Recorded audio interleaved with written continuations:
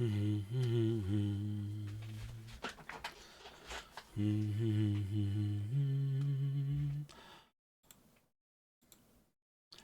would have been here sooner. Your note came yesterday, but yesterday was crazy. There was much to square away. Then I tried to come this morning, but the old car wouldn't run, and the buses run so slowly. There was nothing to be done, but you don't need my troubles. I'm here now anyway.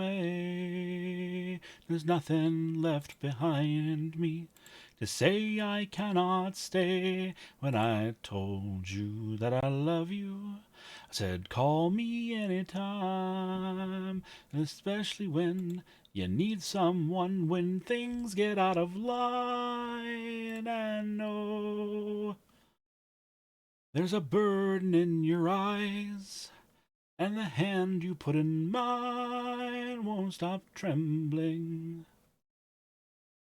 Oh, tell me what you're going through, 'cause all I want to do is be protecting. No, all those shadows on your face, they look so out of place, they should be sunlight. I want to take you when the smile returns and keep you from the night and wake up to see me in your eyes.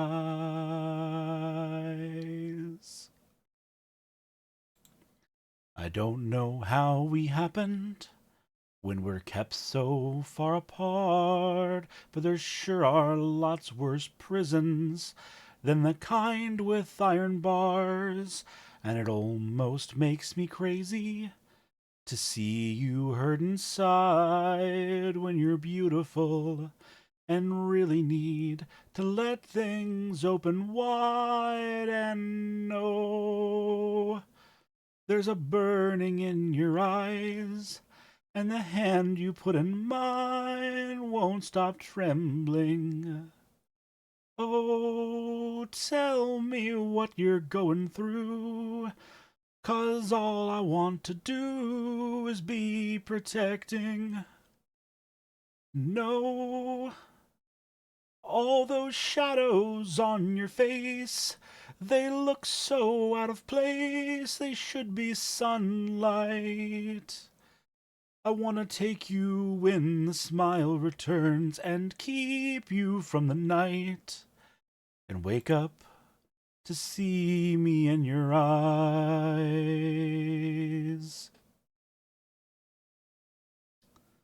Let's do one more. Let's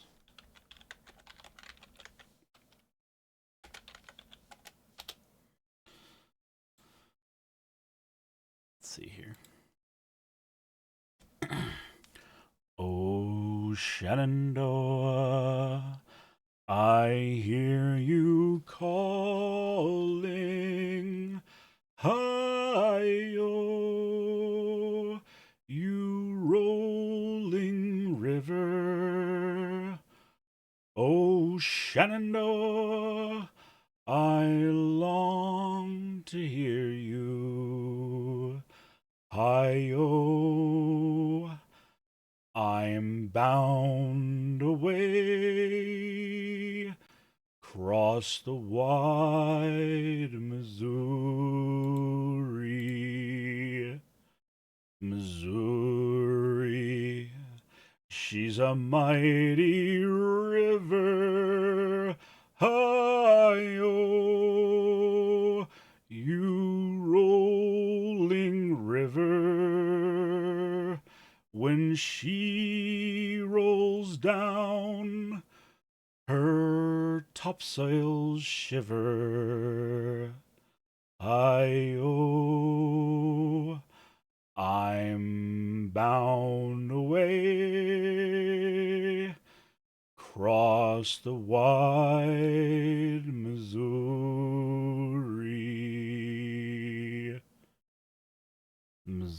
So farewell, my dearest.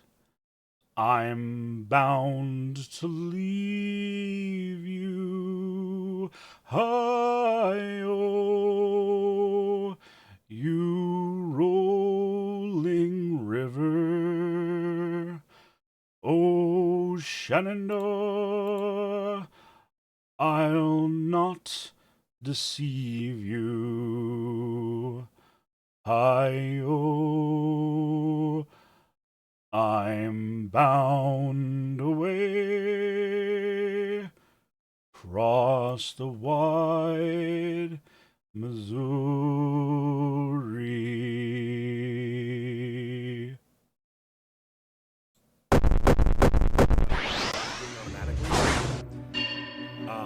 Then it's like if you were still like the car's still running.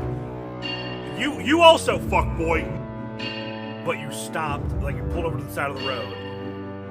As done from tilling the fields. Fuck. Engine's still running, and then you had someone remove the automatic transmission and put a manual transmission in. If I just say a slur, Daddy Mountain, weirdness, I will destroy you. Do you understand that?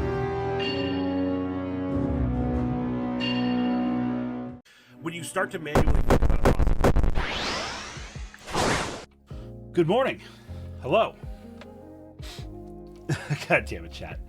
Welcome in, everybody. Hello, hello, hello. It is I, the man, the myth, the legend, the dwarf himself, Horatius. Wow. Welcome on in. Thank you all for being here today. Velamy, hello.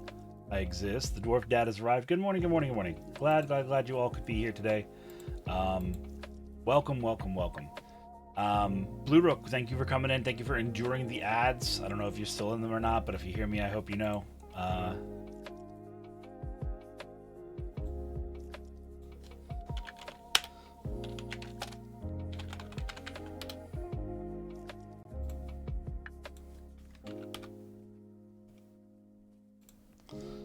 That was a really funny DM I just got.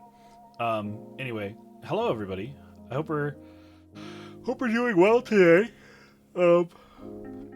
Battled through the tides of ads and am with you now. Welcome. Yeah, sorry about all the ads. I have them structured so that there's a bunch of ads at the top of every hour, so there's no pre-roll ads for anybody. So, like, I've been trying to finagle the ads to make it work so, like, it's not too egregious.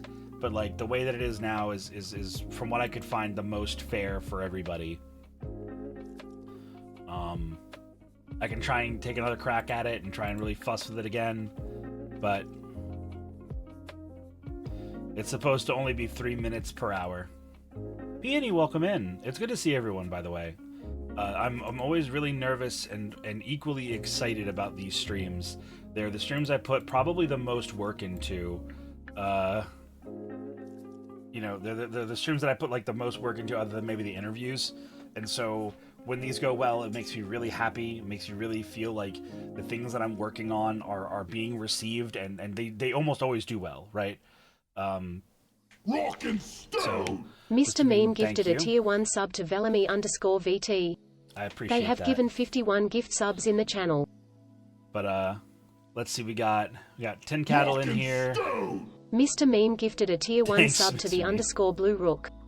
They have given 52 gift subs in the channel. I appreciate that. Welcome 10, Kisa, Blue Rook, welcome for your first time. Corey, good to see you. Thanks for the lurk, fam. We got Tam Troll in here, Koji, Zathiel, Velamy, I already said hi to, Bieni. It's Bard. So good to see everybody. Thank you all for being here today. I won't dally too long. I think I want to just kind of get into it. You've been here before? Okay, that was your first message, but thank you for the lurks. I really do appreciate it. Weirdness, hello dear, it's good to see you. Yeah, I'm not gonna fuss. So today we're gonna be doing a psychology lecture. It's gonna be focused on idolization, the parasocial behavior, and then we have a little bonus lecture at the end for FOMO, or the fear of missing out. So let's not waste any more time. Let's get the fuck into it. You guys got your drinks, got your snackies. We're ready to fucking do some learn. Hello. Hey, Spartan. Kerchow. Uh-oh. I didn't change my... Hello. So keen to learn. Hello. I didn't change my chat over, so my overlay is delayed. Stand by. I always fucking forget something.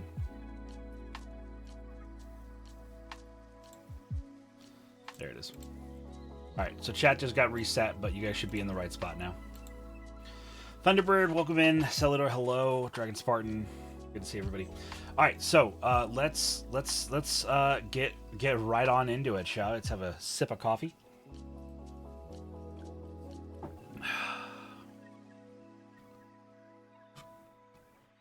Alright, so let's get into this.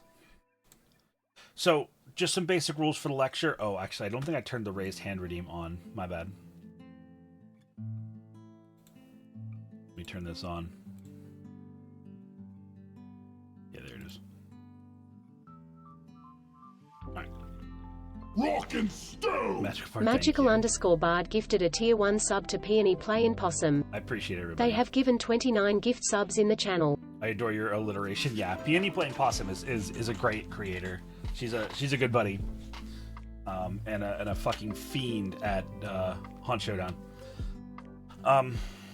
So yeah, we're still in like the casual chill part of the stream. We haven't actually started the lecture yet. So just some quick overview rules, everyone. If you want to ask a question, how goes the lecture? We haven't even started yet. Hi, Izzy. If you want to ask a question that's relevant to the current topic or the current slide, please use the raise hand redeem. During the lecture section of the stream today, I will not be interacting with chat a whole lot, which is very different from my normal streams. Most of the time when I'm live, I like to read chat actively and engage with you guys like constantly. But during the lectures, it's more important to the flow of everything for me to be on like focused. So I'm not ignoring you guys, but unless you use the raise hand channel point redeem, I'm probably not going to answer your questions that you're asking. In fact, weirdness, if you can do me a favor, can you put "this lecture is not about TwitchCon, I promise," and then pin that? Or Izzy, can you do that? Any of my mods, if you can say this lecture is not about TwitchCon, and then pin that. You can't pin? All right, well, I'll do it then.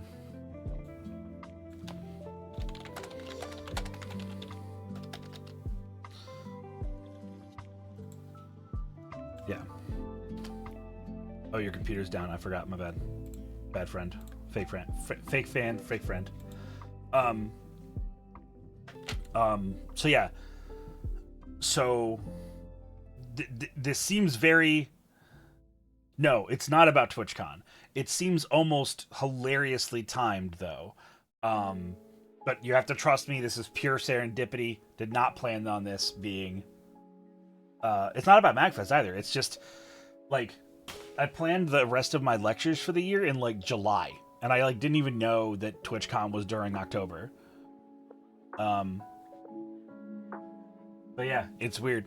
It just happened to land this way. So it's gonna feel targeted, but I promise you it's not. So let's go through the rest of the rules. So if you have questions that are not on topic, save them. Maybe like type them out and like save them in your clipboard or something. We do have a Q&A segment for the end of the lecture. And like I said, I will be taking questions if you use the channel point redeem for raising your hand. So that'd be helpful. Thank you.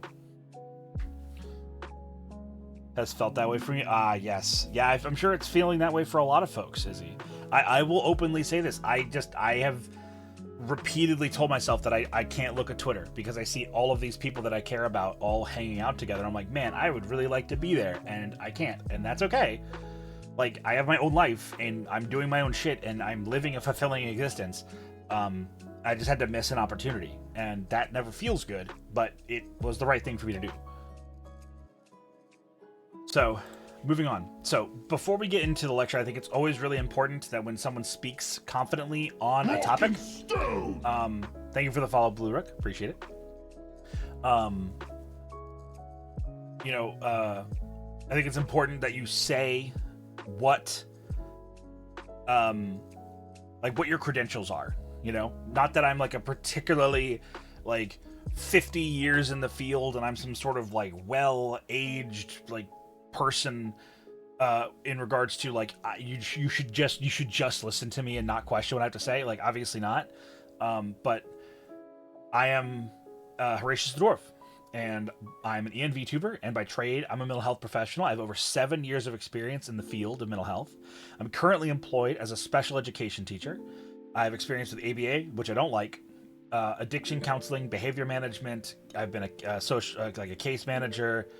I've been a one-on-one behavioral aid in educational settings. I've done intensive in-home work. I've done crisis management, conflict resolution, and CBT, or cognitive behavioral therapy.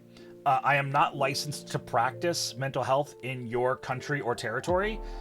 There was a whole big thing about this recently on Twitter, and I like kind of showed my ass a little bit because I care about ethics.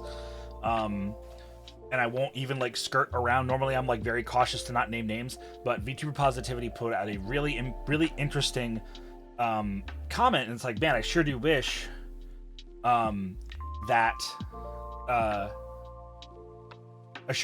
like there was a VTuber that you could commission for therapy rather than commission an artist for art, that type of thing. And I was like, that's a really cool idea. Like it's a really cool concept, but it is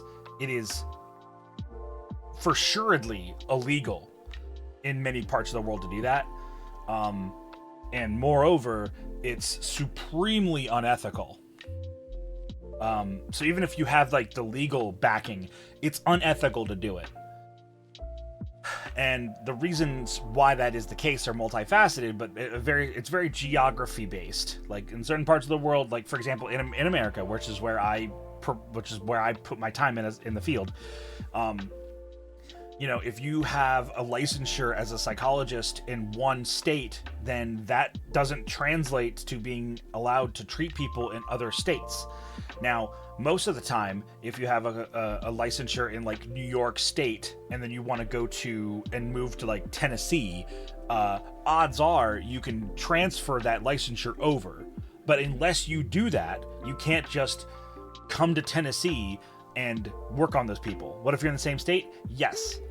So, like, technically speaking, I've been very open about this in the past. I live in Maryland, and if one of my community members was like, hey, I live in Maryland, here's proof of address, can you be my therapist? Legally, yes, I could. Ethically, no. That is super unethical.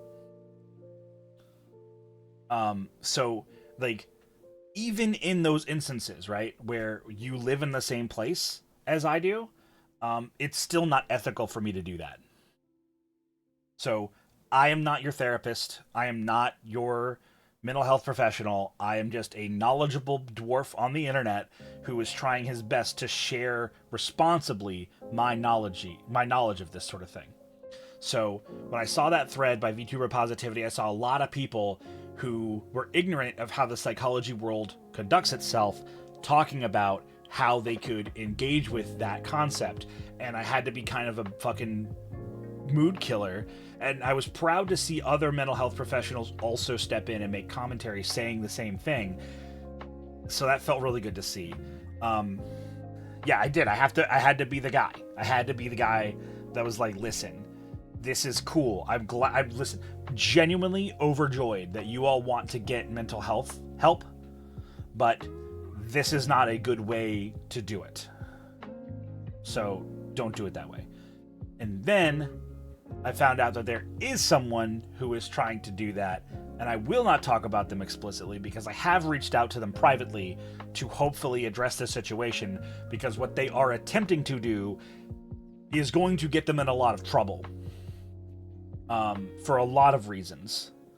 And I hope that they have taken my advice to question the ethical nature of what they're attempting to do. Even if they find themselves able to hide within the parameters of the law, it is ethically unreasonable to do so. And if I find that they have moved forward and will continue to do what they are planning on doing, then I will probably reach out to their local country's psychological board and ask to have them shut down, because what they are doing is unethical.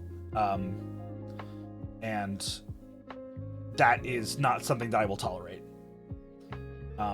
Simple as. I hold every person in my field to a very high standard, because when we let our standards for how we conduct ourselves professionally, when we let that slip, that's when we get the horror stories that I'm sure all of you are familiar with of, I'm insert minority group here, and my mental health professional just told me to smile more, or just like told me some bullshit. Like, those people shouldn't have those jobs. They don't deserve them, and they don't deserve you as their client. And that shit happens because the bar that we allow people to perform at has slipped. And I won't tolerate it. Sorry, bit of a tangent. I apologize. I'm a little passionate about psychology. So here, we'll go over our goals, okay? Our goals here are to raise the awareness of mental health in the streaming community. This is a really important thing. It's also to educate people on the basics of psychology, specifically the basics. The type of content that we're going through today is basically like a college 102 level class. Lisa Alia, thank you for coming in. Appreciate that. Welcome. And lastly, this is a edutainment stream. This purpose is to entertain. So there will be jokes and there will be stuff like this. Thank you, Izzy. Disclaimer, I've said this already, but I will repeat it. Take what you hear and read here and improvise it. While much of what I will be saying is fact, it is slathered in opinion and biases. This is to cover my ethics and not to do unjust harm to you all in my efforts here. I am here to help. I am not your professional. You are not paying me for this lecture. I am giving it freely. This is just me trying to help other people understand psychological concepts. Especially ones like today's topic that have very relevant impacts on our world here in the entertainment industry. Yeah, that lo-fi was getting a little hi-fi. All right, so from this point, we are effectively in the lecture. I am not going to be responding to the chat anymore. If you have a question, please use the raised hand redeem. It's only 200 or 300 channel points. Please use it. Okay, so this is the pre-lecture quiz. We will be answering these questions over the course of the lecture today. By the end of it, we will have a post-lecture quiz with the same questions where you and I will all walk through the questions together and learn a little bit about ourselves. So, question 1, what is idolization? 2, do you think you have experienced parasocial behavior? If you have experienced it, what did you do to address it? Question 4, have you ever found yourself idolizing someone in an unhealthy way? And 5, is it possible to even idolize someone in a healthy way? These are very important questions, and we will address them as we go through this lecture. So let's begin. So first things first, whenever I talk about any of these lecture topics, I always think it's really important to start off with definitions so we all are on the same page of what we're talking about. Because idolization has a lot of interpretations and it can kind of get muddled. So as long as we all understand what I mean when we're talking about idolization, we're all going to understand together, hopefully. So what is idolization? Idolization is simply the practice of glorifying or worshiping someone, the idol, in excess to the point where it causes dysfunction in one's life. A quick reminder, dysfunction is a bit of a nebulous term, so let's break that down. Dysfunction is when your functioning in your daily life becomes disrupted. Okay? We talked about this in our addiction lecture where people drink booze, right? A lot of people drink booze. And a lot of people drink booze in a totally sustainable, non-actively dysfunctional manner. These are people who have a glass of wine with dinner. These are people who have a couple of drinks on the weekend, or whatever. Whereas dysfunction occurs when you're like, it's a Wednesday and you drink too much on Wednesday night and you're late to work on Thursday. That's causing you dysfunction. That is disrupting your daily life and your daily schedule and the normal things that you're supposed to be doing because of your indulgence in that case, an addictive substance. But in this case, dysfunction in idols or in idolization would be something like, you know, you call out of work, or you lie to your friends and say, I can't hang out, I'm not feeling great today, and then you go and you watch a stream instead of hanging out with your friends, or you call out of work because a special like thing is happening, right?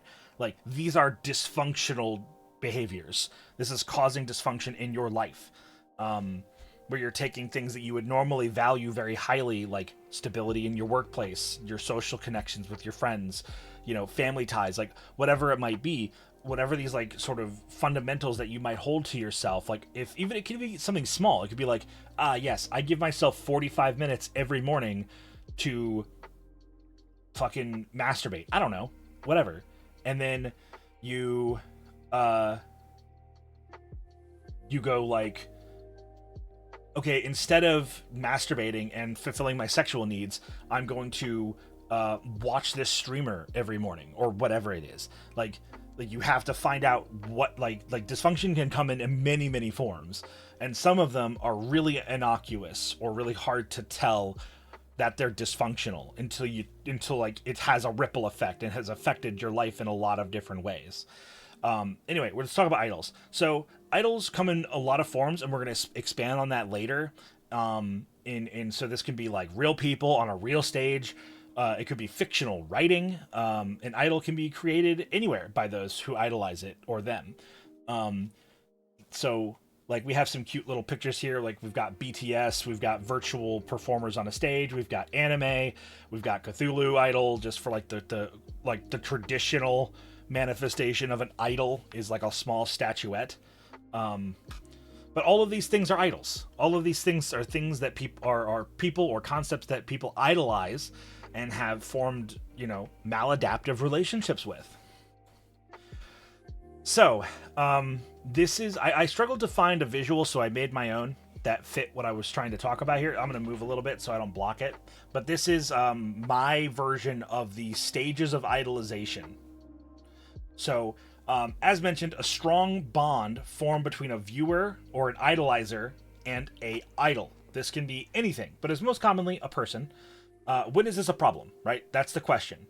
Yes, Peony, you're picking up on the right lessons here. When is this a problem? It's when it disrupts your lifestyle, when it brings you that dysfunction. That's the key as to when idolization has become harmful to you. What does that look like? That's a great question. Let's explain these different stages of idolization. At the top, we have you're unaware. You're let's say Horatius the Dwarf is a dwarf vtuber on Twitch, right? There are billions of people on this planet who don't even know I exist. These people are unaware of me, right? You all, I'm sure there's fucking thousands and thousands and thousands of creators in the world, hundreds of thousands, probably even millions of creators and concepts that you all have never heard of. Most of the things in the world, you are in this top bracket of. You are in the unaware status. You don't even know these things exist. And then it's a binary from that point. So you either are unaware or you're aware. And then once you become aware of something, you're on that second stage or lower. So become unaware, right? You have awareness of the idol in question, whether this is like a concept or a person or a place or a thing, whatever. Like, you know of it, right? Like, you've heard of Shintoism. You've heard of BTS, right?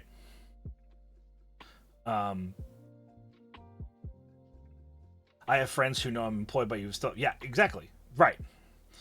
Familiar. This is, like, oh yeah, like I know of Peony Plays Possum. I've heard of her. Seems cool, I guess. I don't know.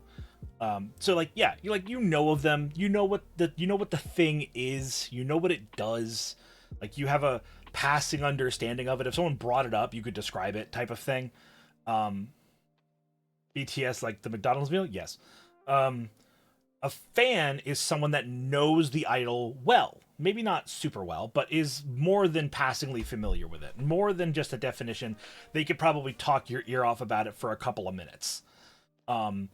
This is at the point where you start to see the increasing levels of appreciation and comfort being derived from the idol. Where, like, at familiar, right, you're like, oh yeah, like it's a cool thing and I enjoy it maybe from time to time, or I'm aware of it, or like, oh, it's a show that I watch with my friends, or I don't like to go drinking much, but I'll go and have a drink every now and then with my buddies, or whatever it is, like whatever you want to call it, right? It's like a fan is like, I know of it, I engage with this idol sometimes. It's a sometimes thing. An enthusiast is someone who has an extensive knowledge and awareness of the idol, and at this stage, you may begin to suffer from early stages of dysfunction. Yeah, sometimes idol. Thanks, Tam. God damn it. I stopped reading chat. You guys are very funny today. So enthusiasts, these are people who like something, or like a show or a person or a creator is like one of the pillars of their personality. Like you see someone and you're just talking about whatever, and then you're like, say blah blah blah blah blah. Anyway, I was in this cool antique shop and I saw this cool Warhammer, and it perks their attention. They go, Warhammer, dude, let me tell you about this new army that I'm making in Warhammer Age of Sigmar. And then they just decide to talk to you for 45 minutes about Warhammer. Like, this is an enthusiast. This is someone who was enthused by the thing. So yeah. And then we get into partial idolization. Are they always cute anime girls? They can be anything, count. Partial idolization is when the person has become borderline obsessed with that idol, and makes choices in their life for that idol. This is when you are definitely getting into dysfunction, where this person or thing or whatever it is has taken up a huge amount of real estate in your mental space and in your life. So, like, I'm just going to call out BTS again because I don't know anything about them, and I feel like they are really iconic for this. So, like, let's say a music performance is coming to your city, right? And it's like, okay, it's a concert on a Thursday, and I have work the next morning, and it's expensive. Like, I can technically make myself afford it, but, like, I really don't want to, because then I won't be able to do this other thing, so I won't have the money for it. And you go, fuck it, I'm going to do it anyway. So at this point, we are making active decisions that are harmful to your planning and your livelihood, but you still have a lot of autonomy in the process, and it's even something you're questioning still. Whereas when you go full idolization, you are fully idolizing something. You actively and often make detrimental choices at your own well-being for the benefit of the idol. These are the people who are like, oh, I watch this show, or I support this whatever because I'm a part of the thing. Like, I'm a part of that whole shit. Like,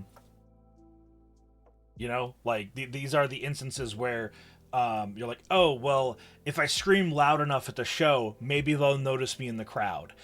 Maybe they'll notice me when I do this. Maybe if I walk up to their green room door and slit my neck, maybe they'll notice me. Like, this is the danger zone. We've been in danger for a while now, but if we're ever at full idolization, this is where we are going to begin and continue to make incredibly bad, harmful choices to yourself's well-being for the benefit of nothing tangible. So, those are the stages of idolization. Very important to understand them. So let's break down what an idol is. I've sort of tiptoed around talking about what exactly an idol is, but it's nouns. It's any noun. It could even be concepts. So, like, that part might be kind of like a brain explosion where you're like, yeah, of course, like, we look at these pictures here on the side. We've got the Kardashians. We've got, music groups. We've got places like a shrine or a church. We've got VTubers. But then we could also go into, like, history. You can idolize history. You can idolize concepts like honor and duty. Things that make you, like, compel you to make bad choices about your life because of how much you care about this single thing. So, like, name something that's your idol. Like, I want you guys to just throw it out there. Like, just, like, for whatever reasons, I want you to just throw out your ideas of, like, what you think your idol is, or an idol that you have. The truth is, many of us have at least one idol in our life. And these idols can have hampering impacts on our life.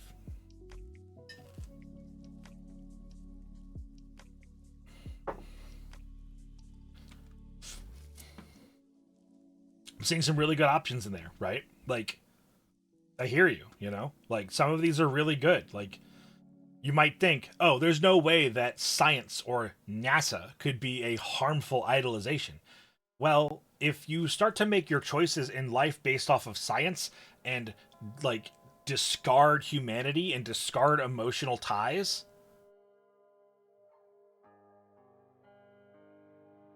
no, it's not an emoji, Blue Rook. It's a channel point redeem for 200 points called Raise Hand. It should be active. I'll double check it.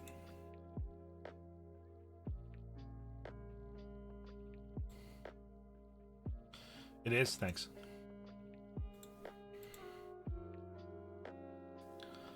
But go ahead and Blue Rook, ask your question.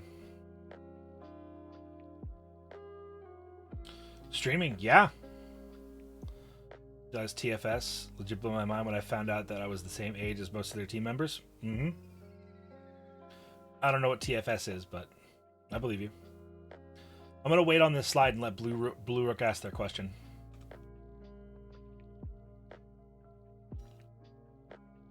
Team 4-star, thanks.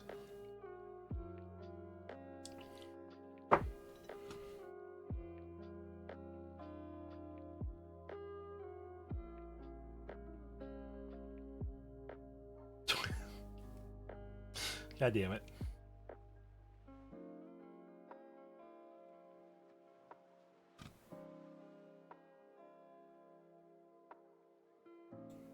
Whoops.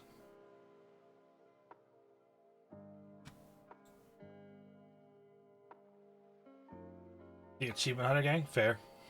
Yep. So you Cabal and Java currently? Because you all tried to brighten people's lives. Skip a few steps.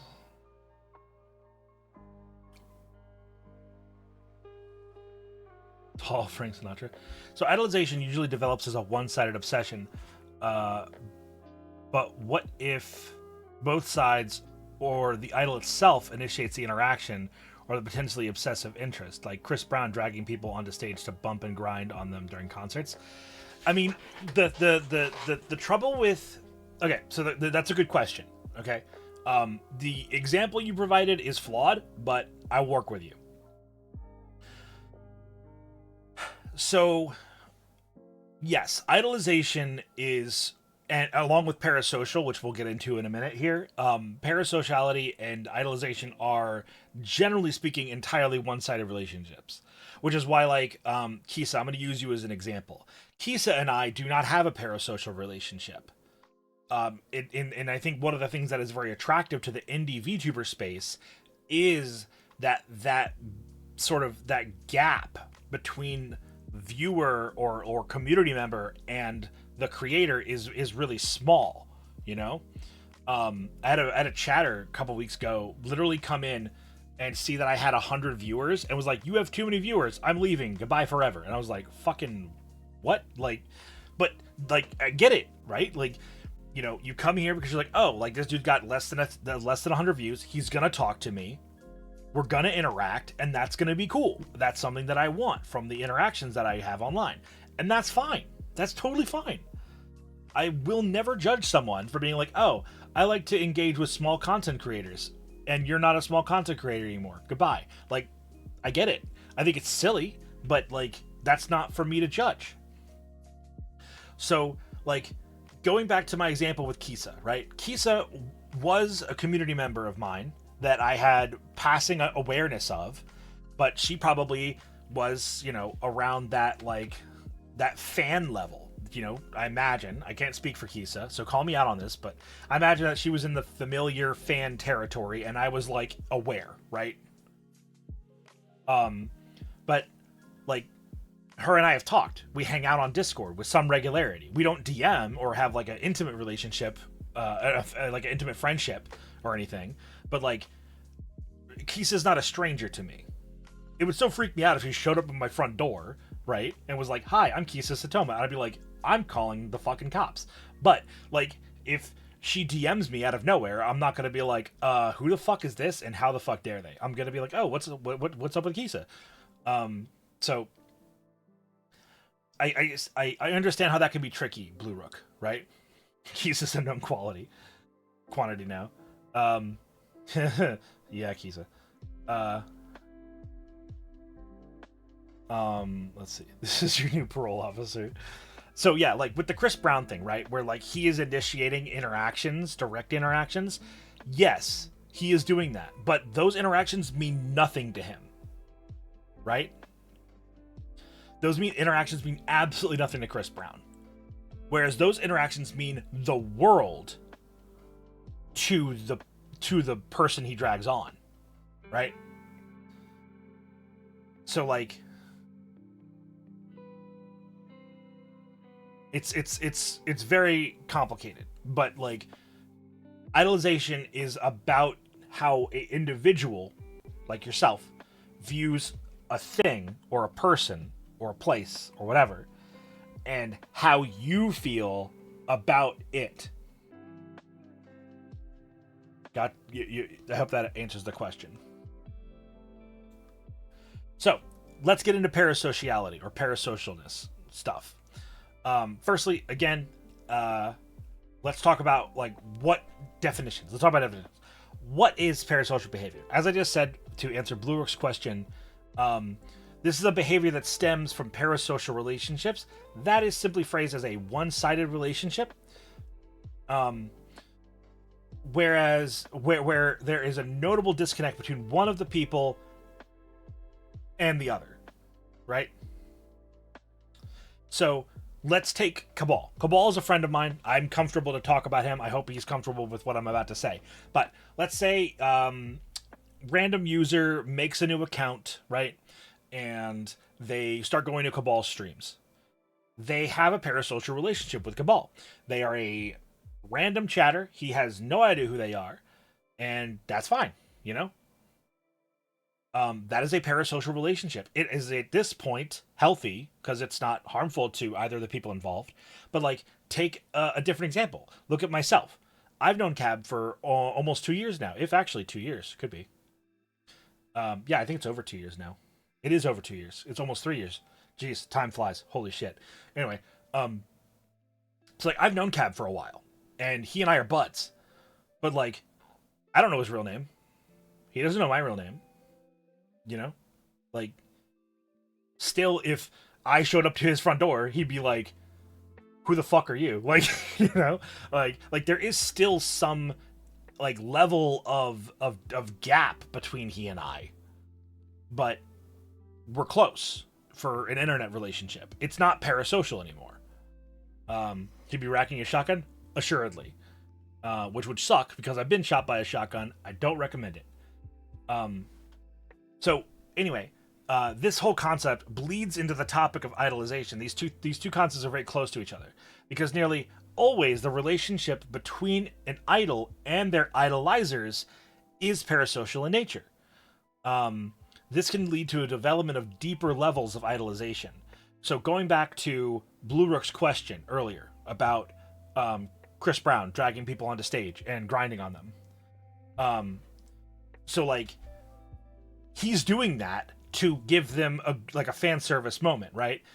And it is incentivizing them to have a deeper level of idolization towards him, which disgustingly, and we will talk about this more in depth later, has a business incentive to it.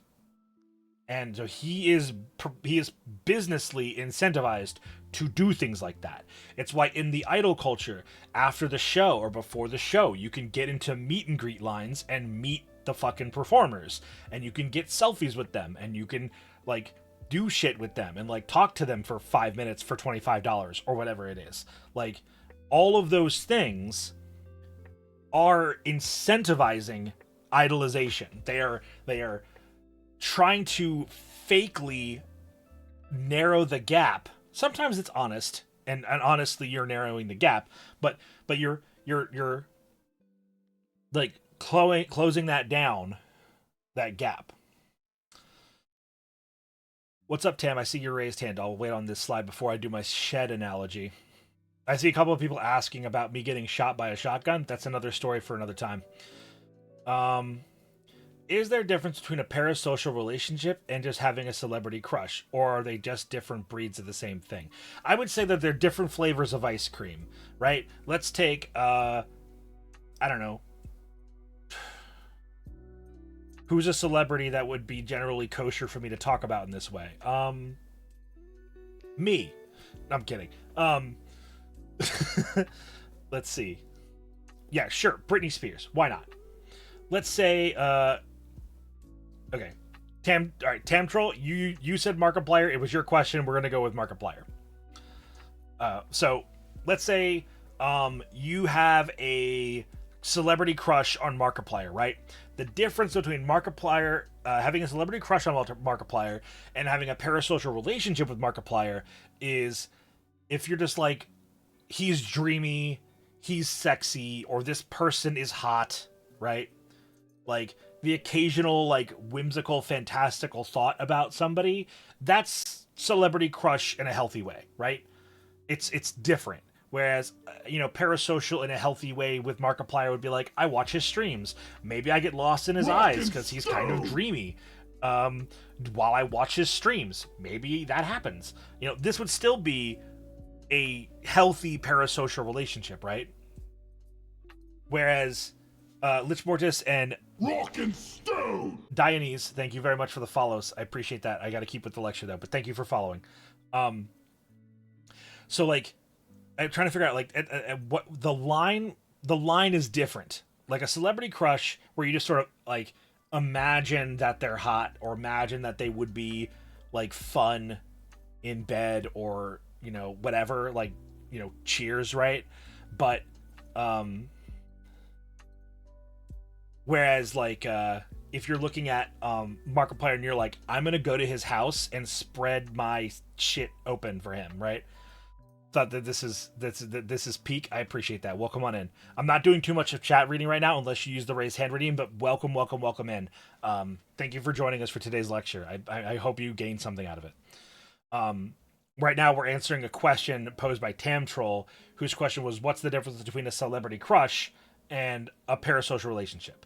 I would say celebrity crushes, in short, the short answer to this question is celebrity crushes are like purely a attraction, like a romantic or physical attraction to somebody. Whereas, what was it? Whereas like a parasocial relationship is a little bit more all encompassing. It's a maybe less focused attachment to them, to a person. Okay, so it's time for me to do my patented Horatius the Dwarf shed analogy. Say the line, Horatius. Okay, so you want to build a shed, right?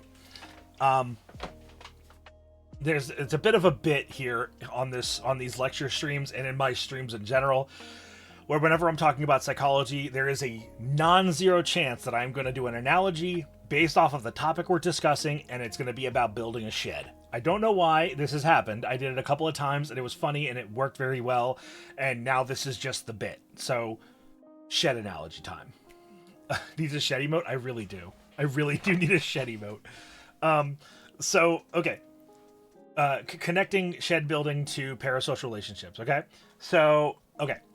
You come from a line of carpenters, or maybe you are a carpenter, or you just build sheds for a living. I don't fucking know. Point is, you're building a shed and you have a practice that you like to do to build sheds, right? And you're like going blah blah blah blah blah. I lay out the framework, I put up the paneling, we put in the cross and supports, blah blah. You got your process, right, for building sheds. You're a pro, you've built sheds. So you're going through you go through the building the shed process, and you move to the next shed, and you look, and someone's talking about like, oh, new reports come out. The Kardashians have a new method of building sheds, and they say it's the best thing since sliced blanks of wood. I don't know. Listen, follow me here. And so parasociality plays into this, where you go, I'm not going to build sheds how I know how to build sheds anymore. I'm going to abandon my established method of shed building, and I'm going to buy wood that has the Kardashians logo on it. I'm going to buy nails that that only Kardashian uses. My tools are from the Kardashian line. Like, where you're making choices, like you're paying more for these, on brand items. You're paying extra, like, if anything was going to get fucking Kardashian branded, it would not be things like hardware. Holy shit, those people are allergic to work. But anyway, like, the point is, where you make choices. Listen, don't make fun of me. I speak weird.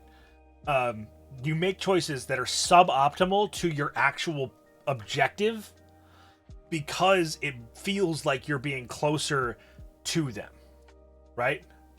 So instead of building sheds how you normally build it and it costs like $1,000 and you get it done in a weekend, right? You're taking a week long and you have to import the tools and stuff, and it costs $5,000 to build the same fucking shed, but on every board there's a scorch mark on it that has the Kardashian symbol on it. You know what I mean? Like, it's dumb. Like, my point is, these wood planks were touched by Kim herself. Exactly. She just goes to the fucking factory and she leans down and kisses every single plank as it walks through, or on the boards or the conveyor belts. Yeah, you're paying for branding. Well, yeah. So, like, the point is, so it's more of a I feel closer. Yeah, it's your listen.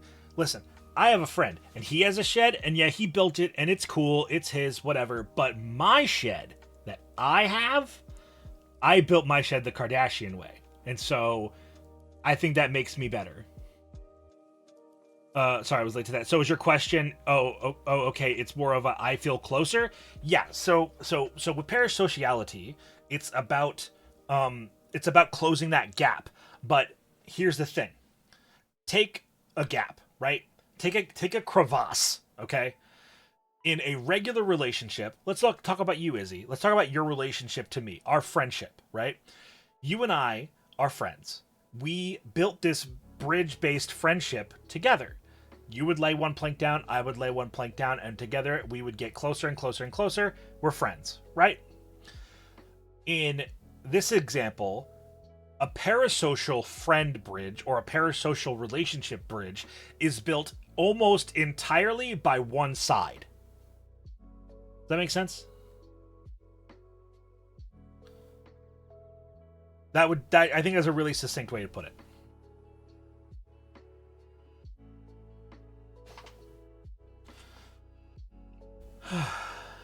That's a really weird bridge. Correct. Don't build bridges by yourself.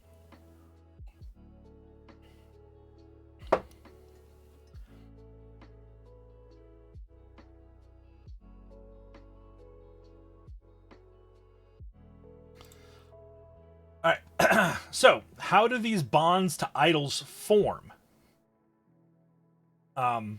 These bonds between idols and their idolizers form from I wrote that wrong. Are formed from many possibilities. People can become idolizers out of escapism, out of a need for socialization. Some even find purpose in life in their idol, right? Like, let's go back to examples of idols, right? So let's look at BTS. They're in one of these slides. Where are they? Yeah, BTS. Let's look at BTS, right? So BTS has a gigantic, literally unfucking comparably huge fan base, right? And if you are someone who struggles to make friends, feels like an outsider in their social circles in their part of the world, well, there's a group of people who get together every week and talk about BTS. There's a Discord where people hang out and talk about BTS and listen to new music. There's people who, like, hang out and, like, talk about other stuff, but, like, they are all in the same place because they all care about BTS. Well, that's socialization, and socialization's healthy, right? You need socialization. It's nice to be a part of a community. It's healthy to be around other people. So, how's that not healthy? The trick is it can be. We're going to get into more on how idolization can be healthy. But the important key about this slide is understanding why you form these bonds. Why do you idolize something? Why do you spend your whole life idolizing duty and honor and the military? Why? Is it because you need a sense of belonging? Is it because you want to escape your reality and embrace something that you don't know? Is that why you know the mining routes for Eastern Plaguelands, Western Plaguelands, and half of the Eastern Kingdoms in World of Warcraft? Is that why you log in for raids every week? Is that why you watch every motherfucker's stream? Is it because you want to be a part of something? Find why. Why is it that you have an idolization? Why do you attach yourself to these things? Because there's a reason. There's a reason for all these things. And many of them are totally fine. Many of them are completely healthy. It's good to want to be a part of a community. It's good to want to be a part of something. It's good to want to meet people. But how you do it is just as important as why you do it.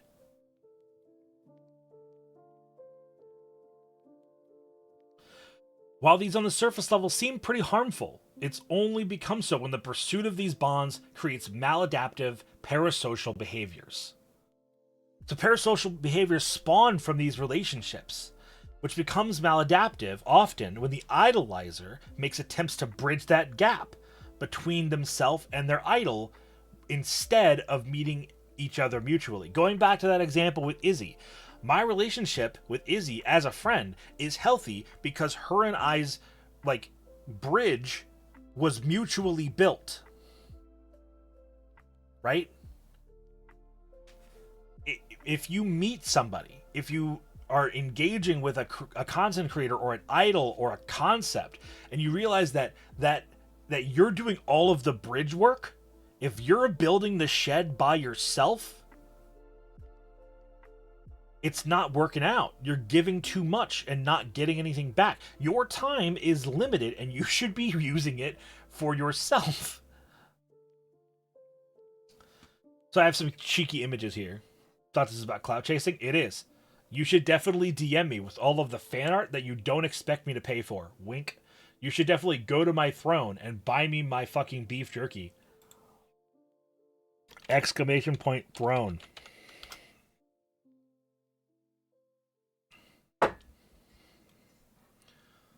Relationships should be reciprocal. Almost always. There are times, I mean, like I said with the concept, right? Like concepts literally can't build that bridge, right?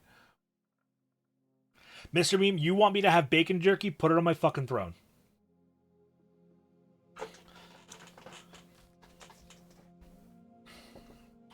So, yeah, the McDonald's Among Us shaped nugget, right, was sold for $10,000. Like, what the fuck? Sorry, $100,000.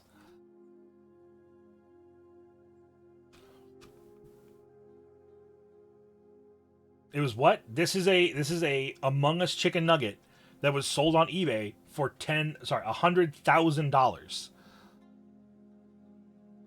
You refuse to accept that? Tough.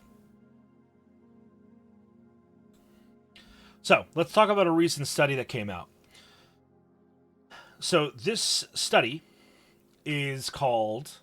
first of all, it only came out a little over a year ago, which I'm a big fan of. I love recent studies. This is idol worship. How does it influence fans, consumers' brand loyalty? The brand loyalty of fan consumers can be influenced by idol worship if certain celebrity figures are linked with a brand. Collaborating with idols is an effective marketing strategy that many companies use to enhance their appeal to fan consumers and increase their brand equity. fan consumers demonstrate passion and admiration for their idols, and this psychological phenomenon affects their cognition of brands that are endorsed by their favorite celebrity figures. You're looking for a recent example? Look at the whole fucking gay beer thing. That's all I'm going to say about it. But that situation, look at that. Ugh. God damn it, that Milky Riz emote is fucking me up. The purpose of this study was to explore the influence mechanism that propels fan customers' brand loyalty and the mediating effects of brand passion and brand attachment. Celador, go ahead and ask your question. I'm going to keep reading until I see it. Our results revealed the following key findings.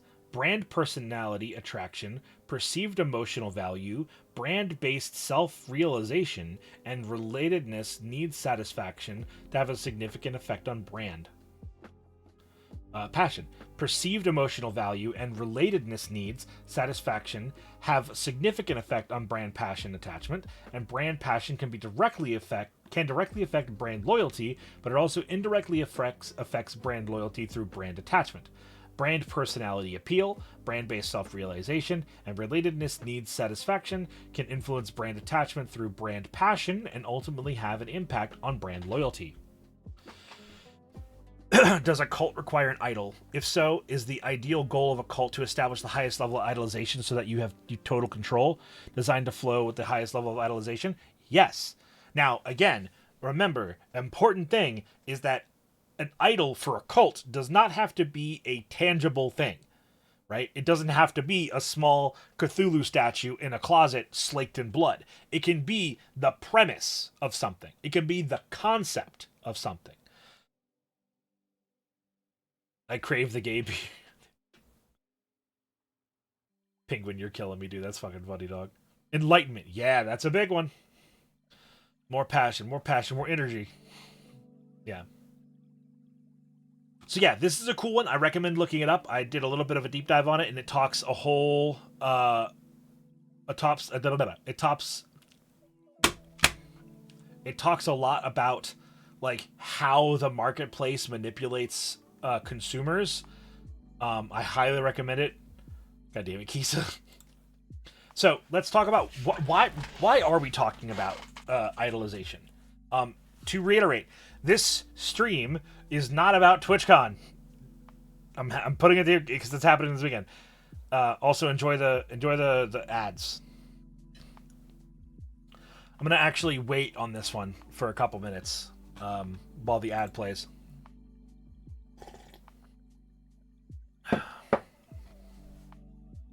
Oh, and during that I'm gonna sing a song.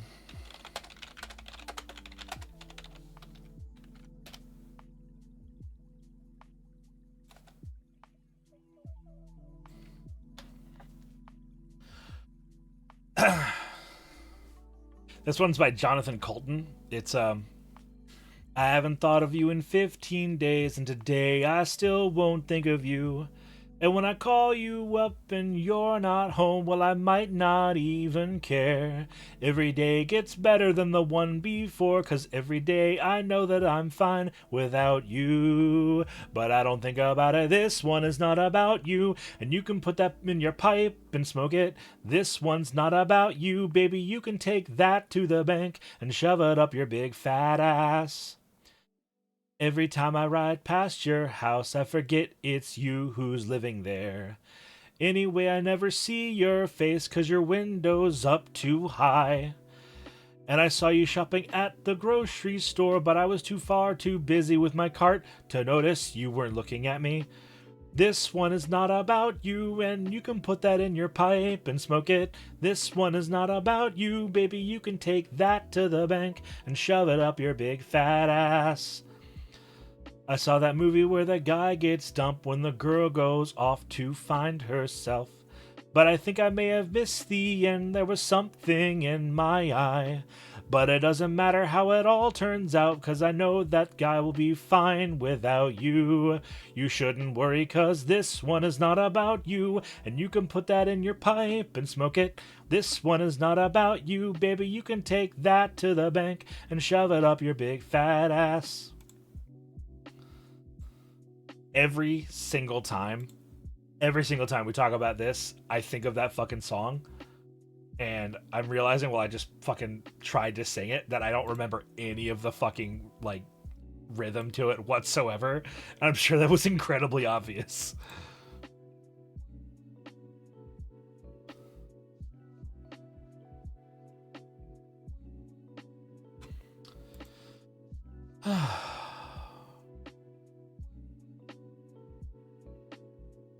And welcome in, Blue Lobster. We're taking a little bit of a chill while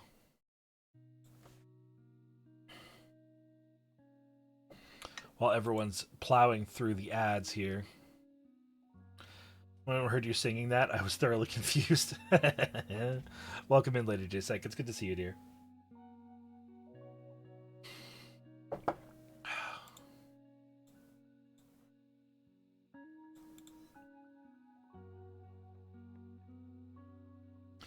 Oh, we're back? Alright. How to use a coffee pot from the thrift store today, and it's so rich. Hell yeah. Rock and stone! Mr. Meme gifted a tier 1 sub to Tam Troll. They have given 53 gift subs in the channel. Thank you, Mr. Meme. But by the way, I fixed the gift alert, so if people gift more than one sub, it doesn't brick the fucking stream audio for like Rock 10 and minutes. stone! Mr. Meme gifted a tier So, 1 sub to Rika Wronghouse. I fixed They it. have given 54 gift subs in the channel. Mr. Meme, I really appreciate the support today, dude. You're being very, very giving, and I really appreciate that, dude. Thank you for the 2 subs, Tam Troll and Rekka Wronghouse. Grab your pickaxes and get back into the mine. You've got work to do. Alright. Of course, now the ad's over and I have to go pee. That would have been perfect to do like 2 minutes ago. But, alright. So, let's resume. I'm going to do this 5 times. God damn it. Julie, you're killing me. So, why are we talking about idolization, right?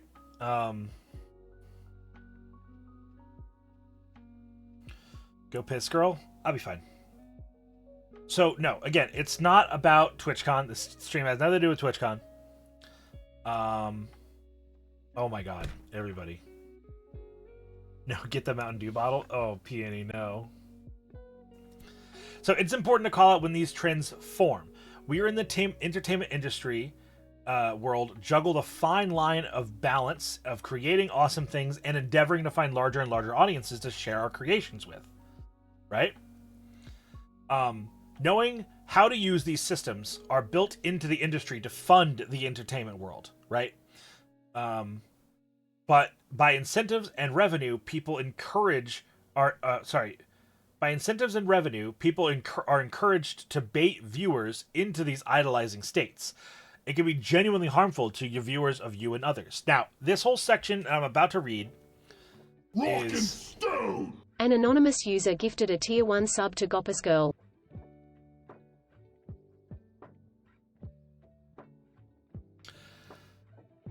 That was funny. So, the section I'm about to read is highlighted in a orange color for it to stand out. I want this to stand out. I don't often get emotional or like I try to speak very objective when I give these lectures. I want you guys to know this next section is explicitly my opinion. It is explicitly my thoughts, and this is me and me alone. So I'm taking my lecture hat off for a moment, putting it down, and I'm just going to be a little bit angry for a minute. This is me breaking down the wall a little bit. That's why I'm using this like highlighter here. I find how many people create to be actively harmful and openly push their community to these self-destructive patterns of idolization. I find these people and these practices repugnant. This topic is important to me, and I want to arm you all as best as I can so you can ward yourselves from these methods.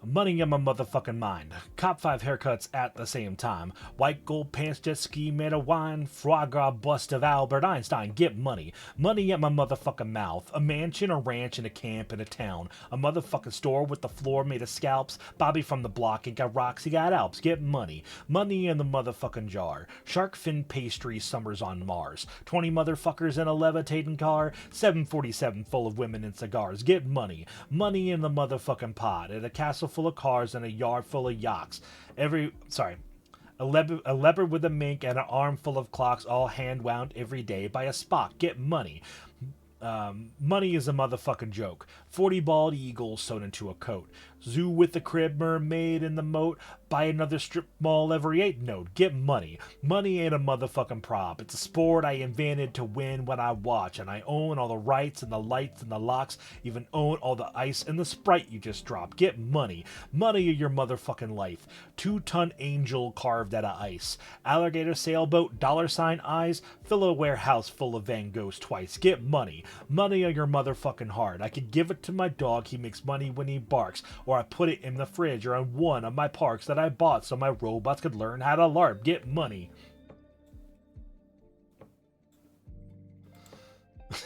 You guys are fucking wildin'.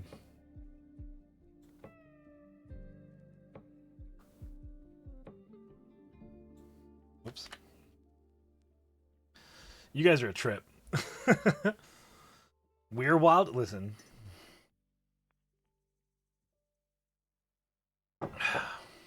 Chat reflects. Okay.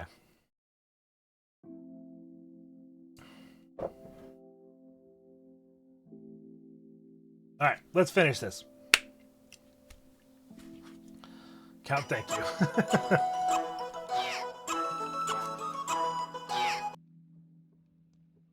Legendary _count cheered X100. Commit to the bits.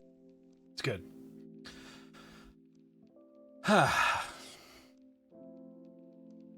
I love it when the dwarf raps about all the money he mines. All right, so, right.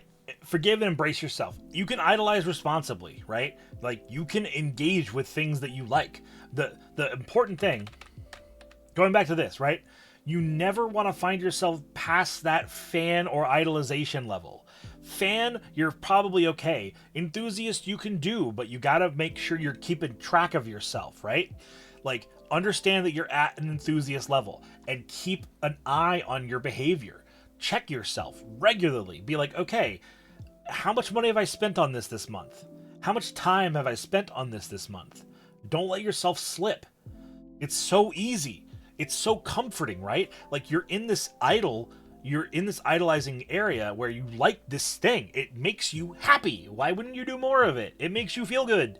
Like, the truth is, An anonymous user gifted a tier 1 sub to Monet. Thank you. Check yourself. Exactly. So, like, embrace the things that you like. You should like things. It's okay to like things, but like things responsibly. Enjoy stuff. Forgive yourself when you fuck up, because you're gonna. All of you have. I almost guarantee it. I almost guarantee every one of the 80 motherfuckers here has had an idol and has gotten too close and has fucked up and has made decisions that they shouldn't have made because they wanted to do the thing. Could have been small, but everyone does it. Everyone has done it. Thank you guys for the hype train. I really appreciate it. And allow others around you to join you and express caution to you when you're in too deep. Understanding that your idolizing can be rough. Checking yourself, right, is not easy. But noticing that you're spending or devoting something, your devotion to something has become unhealthy is a key step in recovering from it. Also, invite your friends into your new hobby. They can often be a fresh insight to your attachment and maybe essential in your self-analysis. Like, be like, I'm into Warhammer, and you've been a part of into Warhammer for like 2 years, and then bring a friend who doesn't know shit about Warhammer, and then if they at some point go, wow, you're really into this, that's a fucking wake-up call. That's when you should be like, wait, I have 3 armies. They were each like $800 each. and I go to tournaments, and that costs money to go there. Wait, I've spent like $5,000 on Warhammer in the past 2 years. What the fuck? Like, check yourself. And bringing people into that can check you on that. You know what I mean? I haven't done that. I was giving an example. But, like, it can be hard to notice when you're doing it in the moment, right? You know? Look, honestly, no, I have never bought a single Warhammer. So, I'm shutting that down now. But, like, you know, you got to recognize when you're giving more to something than you're getting back, right? You might have a lot of disposable income. You might do a lot of expensive things, right? And then you're like, okay, like, I am getting a lot out of it. It's expensive, but I'm getting a lot out of it.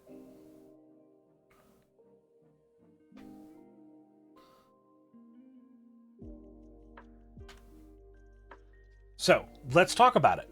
So this is sort of winding down out of the lecture at this point, so we can freely talk back and forth now, guys.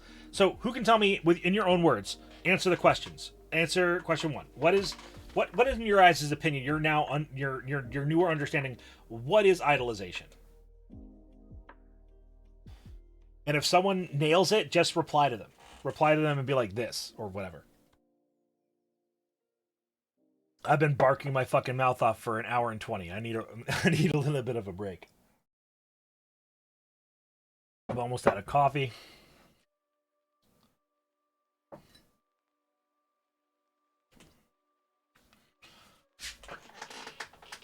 Oh, you need to piss. Ugh.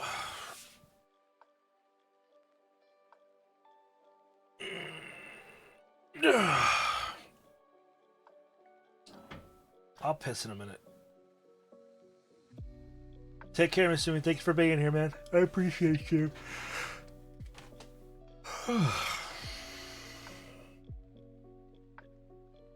Yeah, worship, admiring, and being devoted to someone or something in excessive or blindly. Yeah, feels almost like that's the Wikipedia, but yes. Idolization could be good in doses, like take a good person, take them as an idol, and try to better yourself. Yeah. Yeah, these are all great answers. I'm glad you guys retained it. Do you think you've ever personally experienced parasocial behavior? And I'll combine it with the second question. If you have, what did you do to address your parasocial behavior? And with that, I'm going to go pee. So think about it. Think about combine question 2 and 3 for yourself.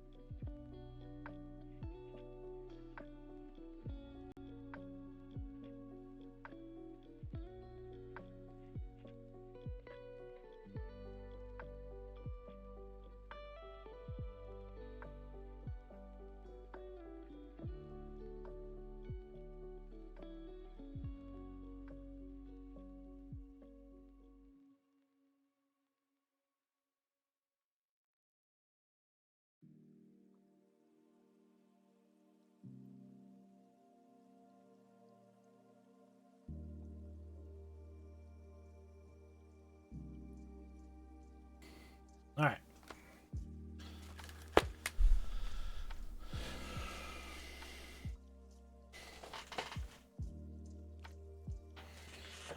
Hey, Fancy, welcome in, dude. Totally, and didn't come back till I felt I had control. Good call. Beezy Burden, hello. Harati for howdy. Molly, hello. Numerically limit the number of fan pieces I do a month to equal out my personal projects. Hell yeah. That's awesome, Molly. I love that. That's fantastic.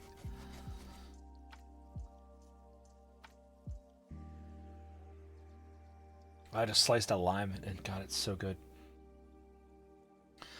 Absolutely experienced parasocial behavior. What I did to address it was I take a step back, recognize I'm being parasocial, then try to find what's causing it and confronting that aspect directly. Sometimes that involves locking things away, cutting them out entirely. Yeah, and like a big thing is I want to hammer on this.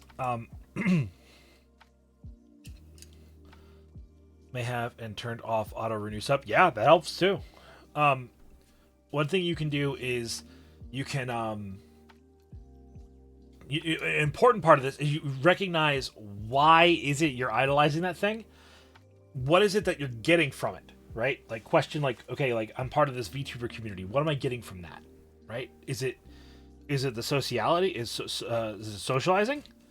Because that's the thing you need. You need to socialize. It's helpful. It's very healthy for you. But important is getting it carefully.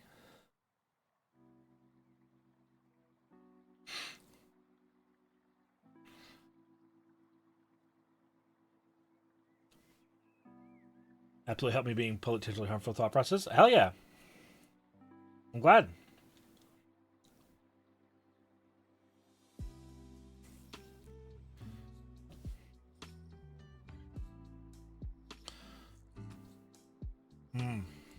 Yeah. I'm back for sure. I definitely have, and especially with partial crushes, I reminded myself that this is a person just like me or my mom and my brother. Despite their fame and status, they're still a person. They have likes and dislikes, family and friends. They're not better than me or some god just because they have their fame. Would probably appreciate not being treated like one. Yeah, for sure. Talked about being the other end of a parasocial relationship. They mentioned how some people would join voice chats and conversations just because they happen to be. Yeah. Oh, yeah. I've seen that shit a lot.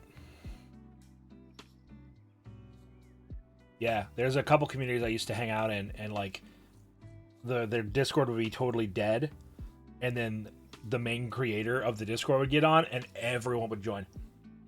And then the moment they left, everyone would leave. Gross.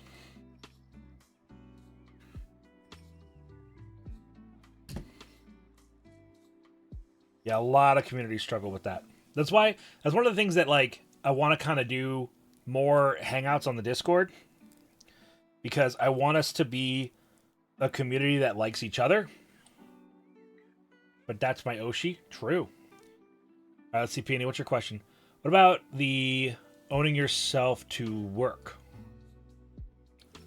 You get benefits from it, but you're detrimental to others aspect. Is that parasocial?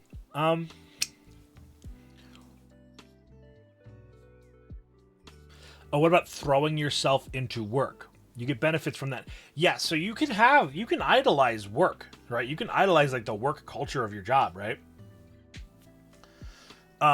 Yeah, parasocial is traditionally a one-sided thing, but it can be detrimental to others for sure.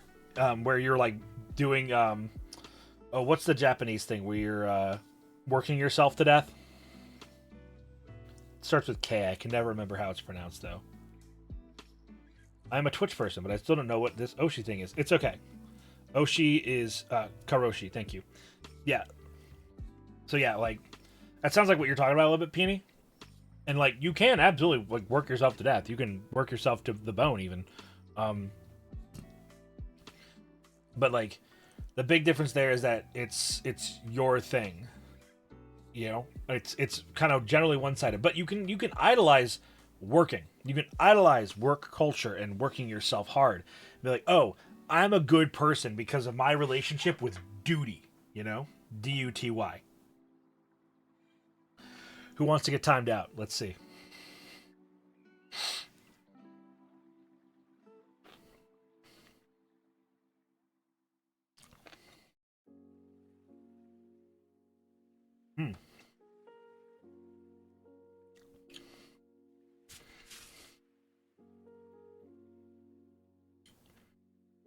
Huh.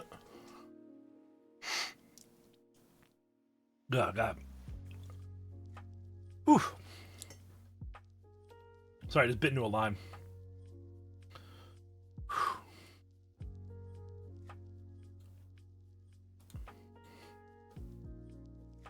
Full second to register why someone would get timed out.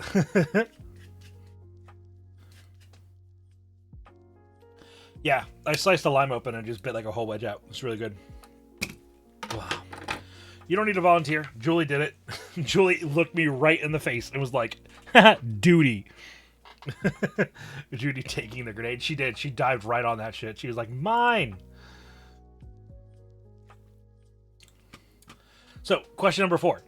Have you ever found yourself idolizing someone in an unhealthy way? I think I kind of played into that already, but that their special message and you took it away? Yep. I did.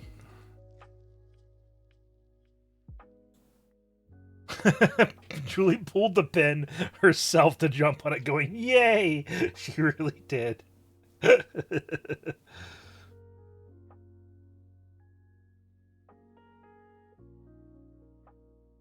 Yeah. So yeah, the last one, it bans me every time I highlight my message. Listen. You right. Someone give her back her points. If you can. Right. I'm going to leave the rest of that line alone right now. I'm still fucking speaking publicly. So, let's ask it. Oh, does it? Oh, okay, cool. In your guys' opinion, is it possible to idolize someone in a healthy way? What do you guys think? I didn't notice your highlight is 10K. Yep.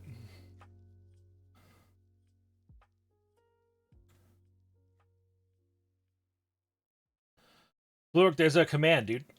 It's a channel point command.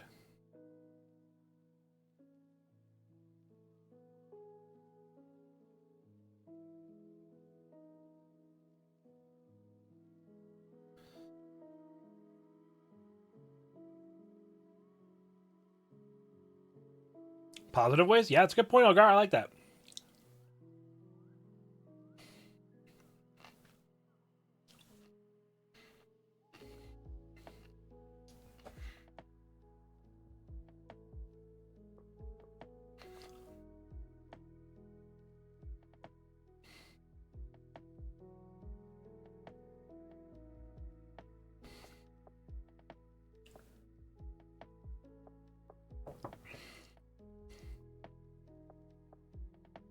Hey, you're good, Blue Rook. Don't worry about it, bud. Hey, what's your question, dude?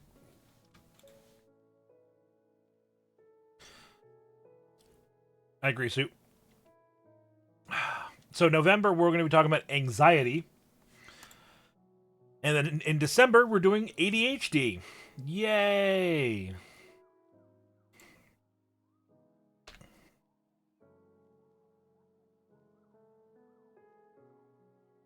Honestly, I think as long as it doesn't let it affect other aspects of your life, idolizing can be fine. You can love Markiplier in your free time, but as long as you're not talking about Markiplier where you're trying to work, you should be fine. Would idolization be considered people who are traditionally considered weeaboos or people who just obnoxiously love cultures and shit? It can be, right? Like if you idolize, like listen, if you idolize Japanese culture to the point where it causes you to struggle and causes you dysfunction in the other parts of your life, that's the keynote, Blue Rook. Right? So coming back to the first slide here, it says reminder. It's idolization is where when it causes you dysfunction, right? God damn it, Chris, that's funny. Loving Markiplier in your free time. Yeah. So the dysfunction is the key part there. So if a weeaboo is dysfunctional because of their love of Japanese culture, then yes, they're idolizing Japanese culture to a harmful degree, right?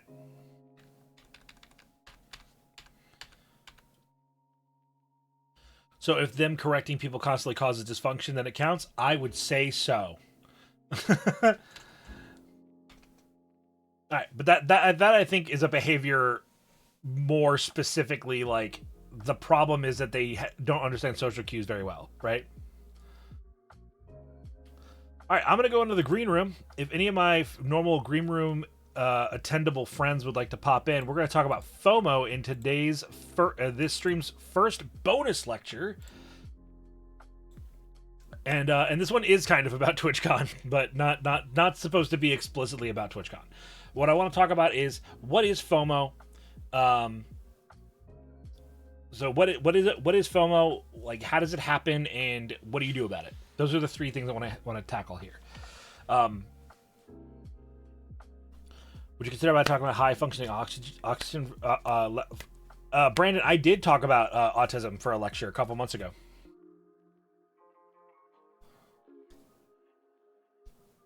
Oh, I can't leave now. Oh, so that's what it is called. Yes. Wanted to say I got a therapist phone tomorrow, by the way. Hello, Sorry, Hora. no, congratulations, dude. Weirdness, I'm so excited. Everyone follow Weirdness Master and give her some love, because we always celebrate people going to therapy in this house. Yeah, I think the VOD is on YouTube. If it's not, I'll have to try and find it and upload it. And if I can't find it, I'll do the lecture again, I guess. What about an ADHD and autism lecture? I do not want to lecture for 4 fucking hours. Those are very big topics. I'm so sorry.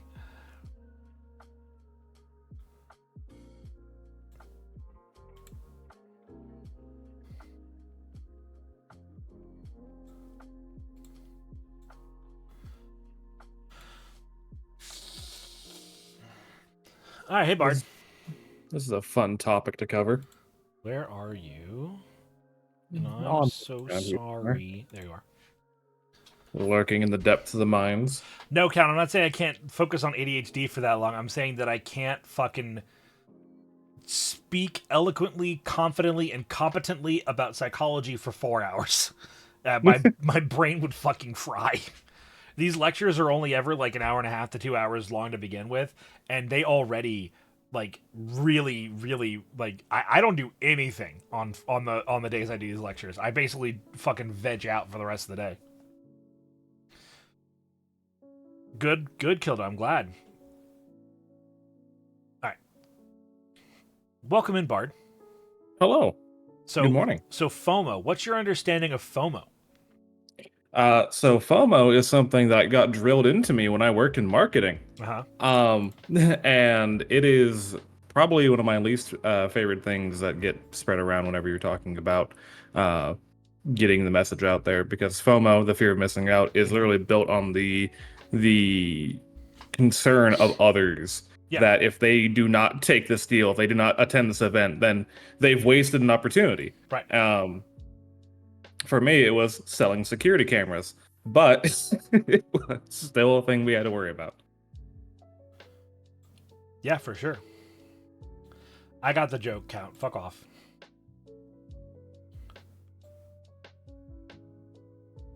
Hello, Izzy.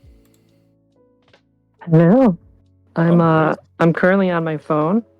I'm building a tablet arm, so I just wanted to pop in and kind of talk about this because it's been hitting me really hard this weekend. Yeah. Mm-hmm. So, Bard sort of opened the door and described what FOMO is. It's the fear of missing out. But you want to tell us a little bit about your thoughts on it and all that jazz? Speak your piece. Oh, me or Bard? You. Oh, yeah. So I guess I have a question about this, right? Because there's like fear of missing out, and then there's like the existential dread side of it, of like the level differential, right? Because it's like, oh man, I missed that baseball game, right, which is like a baseline, like that's not that big of a deal, like there'll be more baseball games, and most things are replaceable, right? Like, or it'll happen again. But for me, when I miss out on something, I go into like a downward spiral and go like dip into depression. Right. And sometimes even anxiety. And that's because I have depression and anxiety. Right. So I was wondering if that is like what FOMO actually is that it the triggering mechanism into that.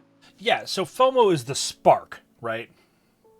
Which is kind of what you're Right. looking at here. Is like FOMO, the fear of missing out is in and of itself a relatively small deal, but it's the spark that causes your anxieties, your depressive state, your whatever stuff you're normally struggling with. It's kind of like when you build a wall out of bricks. There's the mortar between the bricks that helps bind them together to be strong. FOMO is mortar in the wall of your mental distress.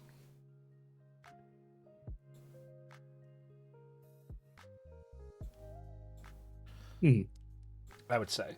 But yeah, like, I was talking about this earlier. Like, I can't look at Twitter for very long. Every time I go and I look at Twitter for more than a couple of minutes, I go.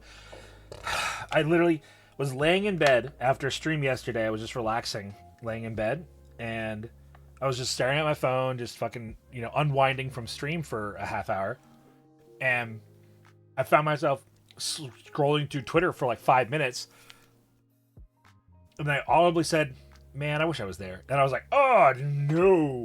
And I swapped over to YouTube and watched a YouTube video in bed. Like, that's what I did too. Yeah. Yeah, no, there's been a lot of just like, and I am over the moon happy for all the people that are over there, and I love that people are sharing their experience. That is, it's not like I'm like, oh yeah, I wish these people weren't happy or something like that, right? Because they're all my friends, and I want them to be happy, and I'm so excited for them to have like met everybody, and that makes me really happy. But then I just sit there and I'm like, I missed out on conversations that everyone was like sitting and laughing about, and like these are people that I've been getting to know for like the last year, 2 years, and I had an opportunity to go see them, and I didn't take that opportunity. Granted, out of stuff that wasn't in my power, like I don't have a proper license because of having to do a name change and like having to wait for court dates and surgeries and stuff like that. So it's like obviously things get in the way, but and I know it'll pass, right? Like that's the one thing that kind of gets me out of it is I shake it off and I'm like, okay, well, like these people are having this wonderful weekend and I'm so happy for them, but that's not like they're gonna come back and be like, wow, I'm gonna completely ignore all the people that I knew before I went on this weekend trip, Right. Yeah. It's difficult. So like, I want to hammer something that you mentioned, and I want to hear from Bart a little bit. Like this concept, right? Because on one level, you feel bad, so like you feel lower for having missed something, right? And then the other people that you care about are clearly feeling better. And so while it's not a comparison thing, right? Like they are feeling this much better than normal or average, and then you're feeling just a little bit less, but you feel the gap because there's a bigger gap in both directions. And so you feel like, oh wow, that's why I'm missing something. I feel bad because I'm not there, and then everyone else is having such a good time. It really makes that gap that's not that big really feel very big. So yeah, it's really difficult to separate yourself, and it's an ego thing. It really is, right? Like there's a reasonable things that I've heard people say when it comes to fear of missing out is like, oh well, now that TwitchCon's happened, all of the people that went and saw each other are going to be way closer, and now I'm on the outside. Now I'm not in the in group. I'm going to get left behind. And like, I understand that. That's a very real fear. It's a valid concern. But it's bullshit. Like, it's not gonna happen. Like Yeah. Yeah. you know, just because two of your friends are now Rock and closer stone. GOLD. doesn't mean that they are gonna separate from you or kick you out. Also, Vault, congratulations on your golden beard. Holy shit. A golden Thanks beard. for the 1 year, dude. It shouldn't happen. It won't. Like, if my relationship with Minerva, for example, my friendship with Party Name is Minerva, right, was so fragile that not going to a con and she and I are just not going to be friends anymore, then she wasn't my friend anyway. Mm-hmm. You know, like, I'm excited to talk to Java and Min and everybody else when after TwitchCon's all the way over and everyone's back home in like a week, you know? Like, I want to hit them up and be like, yo, tell me everything. I want to hear about it. It's so fucking cool. But, like, now isn't the time to ask those questions. It demands patience, and people don't want to be patient. So, Bard, what are your more extensive thoughts? So the big thing is I get fully what you mean by when there's that level of separation between you feel bad that you haven't been there, and then you have, your friends are feeling, they're high. You see all the, the party shots on Twitter and all that kind of stuff. It is a genuine thing a lot of people have to deal with. I think another big thing is you start thinking about all the memories that you don't get to make with your kind of friends. There are definitely going to be inside jokes, and while it may be the feeling of having missed out will eventually fade, but there will always still be that lingering in the back of your mind, oh man, I wish I could have been able to I don't know, do shots of tequila at the gambling table with everyone. And there will definitely be, in the short term, I think, more collaborations between the content creators who got to meet during TwitchCon. But I don't think, and this is something that everyone has to recognize when it comes to fear of missing out, no matter what the source of it is that it is preying on your short-term foresight rather than the long-term. And again, it is in every, again, I can only mainly speak from the marketing perspective of things because almost everyone I knew who was going to go to TwitchCon suddenly couldn't. So most people I was going to meet aren't TwitchCon. But every single source of FOMO preys on your short-term impulsive desire to be a part of something and the ramifications of not doing it, not so much that it will actively negatively impact your life. If that makes any sense. Yeah, and there's one more thing that I want to tack on there, and this is a cheeky thing. The fear of missing out, think of it rather as there are many more outs, or there are many more outs that you cannot miss in the future. I'm not gonna make wide, or I will make wide statements rather than specific ones, but all of you motherfuckers are pretty young, generally speaking, are pretty young. A lot more winters left in you. There will be other TwitchCons. There will be other MagFests. There will be other weekends. Yeah, sorry, Count, not you. You have 3 kids. You've got 15 years tops, dog. That's fucked up. I know him really well. I'm so sorry. Also, hi, Rune. Welcome in. I feel bad about that. That him and Mark, he beat me to it. I was laughing. I couldn't fucking type clip. I misspelled it twice. But yeah, so Hello. I talking to Izzy directly here. The thing to come in on. Welcome in, Ribs. Holy shit. Welcome in, dude. We're talking about FOMO right now. In the bonus post lecture. But talking to Izzy, I know that it sucks to want to be at stuff, right? Especially someone like yourself who has been building herself up to sort of make your entrance into the social space, you've been making a lot of awesome changes to be the best you that you can be, I'm a fat man. I always have been, and I always tell myself this MagFest, I'm gonna by this upcoming MagFest, I'm gonna lose a bunch of weight, and everyone that hasn't seen me since last year's MagFest are gonna be like, "Oh shit, is that Horatius?" Hands. Oh shit, is that Horatius? God damn it, hands. oh shit, is that Horatius? He looks really good. He lost a lot of weight last year. Like I want to hear that shit, but like then it doesn't happen. So like, you know, we have so much more time to make these changes to ourselves, and I something that helps me, and I want to start moving into like how we can deal with FOMO, how we overcome it, is recognizing, okay, I missed it. Instead of getting upset about it, what I can do is focus on the fact that I will try my best to make the next one, and how much more amazing my first or my next will be because of the extra time I had between going or before going to the first one. Well, okay, so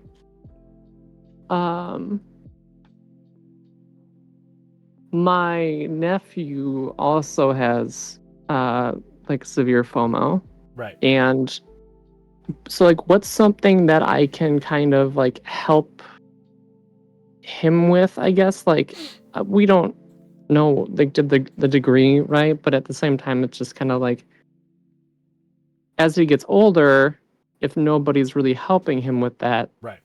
it's like I want to be able to say something that might help him. Obviously, say go to therapy is Sure. an important part, and like my sister knows that he has FOMO, and they do certain things to help, like to help with like ease it, but I don't know what those things are, and I've never been educated on those things. Yeah, I would say some like therapeutic options. Something that I did early on. I grew up poor, and so I missed out on a lot of stuff. And so something that my dad did that I carry with me to this day is we had a project, and it was called the We Didn't Go project. And every time we didn't go to something, instead of just staying inside and wallowing in the we didn't go to it energy, we worked on that project that weekend. So like That's actually awesome. yeah, so like one thing that I hold on to is there was a 4th of July weekend, and the 4th of July weekends were really big for my family growing up. My uncle owns a strip of property, or owned a strip of property out by the Potomac River, and for whatever reason I won't get into, but we couldn't go one year, and so me and my dad were really bummed out. And even though he could have gone, he chose to stay, and he was like, all right, well, you and I are going to work on the We Didn't Go project this weekend. And we worked on it a lot that weekend, and we got a lot done. And so even though we didn't go and have like a fun time in the countryside with family members and friends and like see fireworks and get drunk, or well, they didn't get drunk. I was young, but point is, we like at Sunday evening we took a step back and we were like, all right, this is like around we would have gotten home, or Monday or whatever it was, and we like put our hands on our hips and we like looked at it. It was like, this is something we did though. Like we took the weekend and we did something with it. So to make that a little bit more globalized, be productive. Take that time, take that anxiety, that anger, that depression, and can fucking crush that shit down into fucking fuel, and then use it for something. Take that emotional energy and use it as energy for yourself. Sorry. Yeah, and I think helping your nephew get into the habit of just doing that naturally on his own would be the best. Or at the worst case scenario, find another way to make your own memories. As an example, due to financial complications earlier this year, I can't go to TwitchCon or MagFest. However, I recently found out that Disturbed is coming to my local area, and I've never been to any concert ever, so that's going to be my replacement for going to MagFest, because that's a hell of a lot cheaper and within my bounds to do. And it gives me something to talk about while everyone's sharing their stories. It's not like you didn't get to do something cool. It's just you had different experiences around the same time. Right. And that all builds up on the thing, right? Like you feel this void. Fill it with something. It's a robot. Hey, Basco. Blue.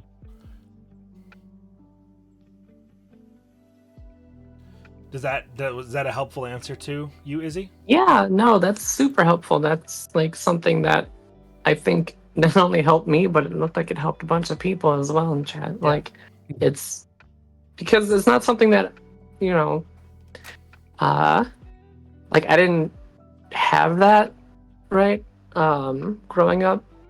So like I never thought about it that way, right? Because it was mostly like, and this is probably where a lot of my FOMO comes from, where it's like parents are at work or, you know, dad's at the bar, and it's like, okay, well, I can't go to, you know, XYZ, can't go to a friend's house or something because nobody's home. And, you know, essentially we ended up, a lot of me and my siblings raised ourselves because nobody was ever home. And so, yeah. And so I guess that's where a lot of the FOMO stems from. And so when I think about it, there were times where stuff has just kind of been filled. It's just, I never really gave it that deeper thought and went back and reflected upon, you know, what did I do instead, you know, of this, of XYZ.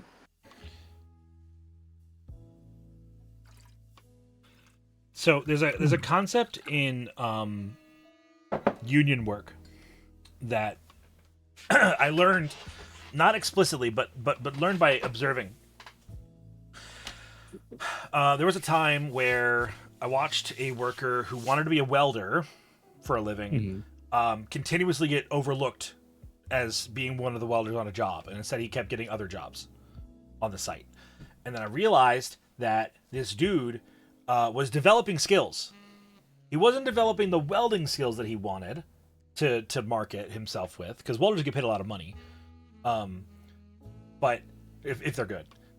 But he instead became good at other things. Like he became really good at logistics. He became really good at, you know, managing other small projects. He became good at formating small teams.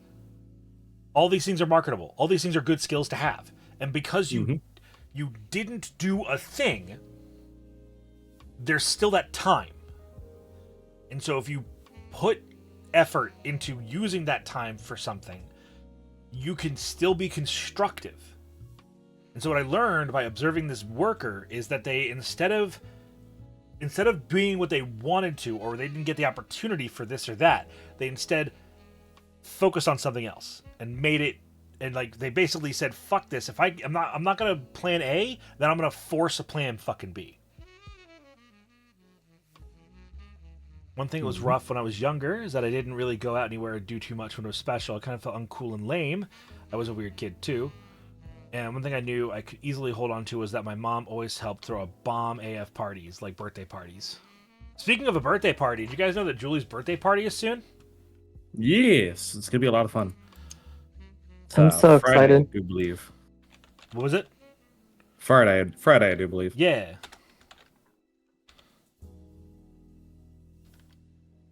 Don't think I know who that is, actually. Julie? Oh.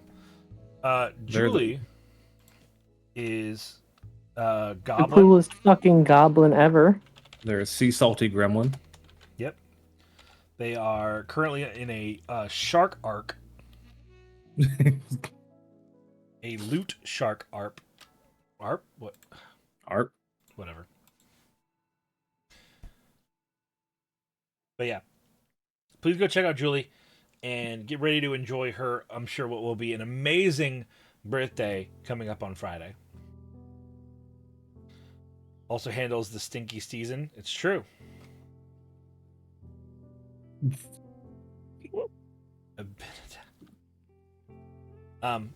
So yeah, any closing thoughts from the three of you about FOMO?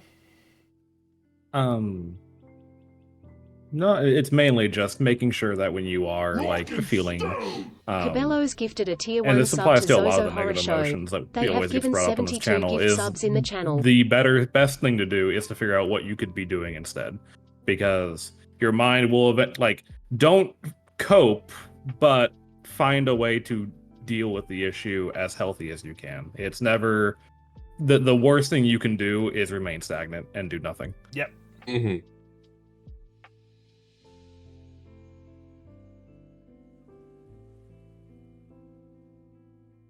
Absolutely. Izzy, closing thoughts? I mean, I'm doing a lot of more reflecting than anything right now, Mm-hmm. as opposed to like trying to think of like closing thoughts. Mhm. I guess I guess it's like one of those things where I got like double clapped this weekend, where I've just been feeling very burnt out, Right. and so like me trying to do anything has been Difficult to begin with, yeah.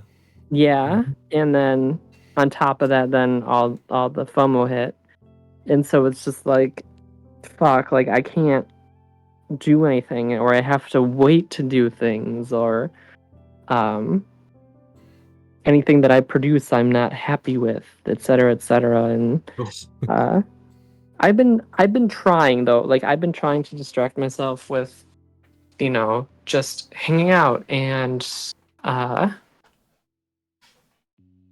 playing games, or writing stories and things. And so it's like I'm trying to distract myself, but it's like obviously anything that I do I'm not uh content with. Right. So that's a creative endeavor thingy that I know that a lot of creatives struggle with. It just Yeah. It's sucks the that it creative's curse. yeah. It sucks that it was paired with Right.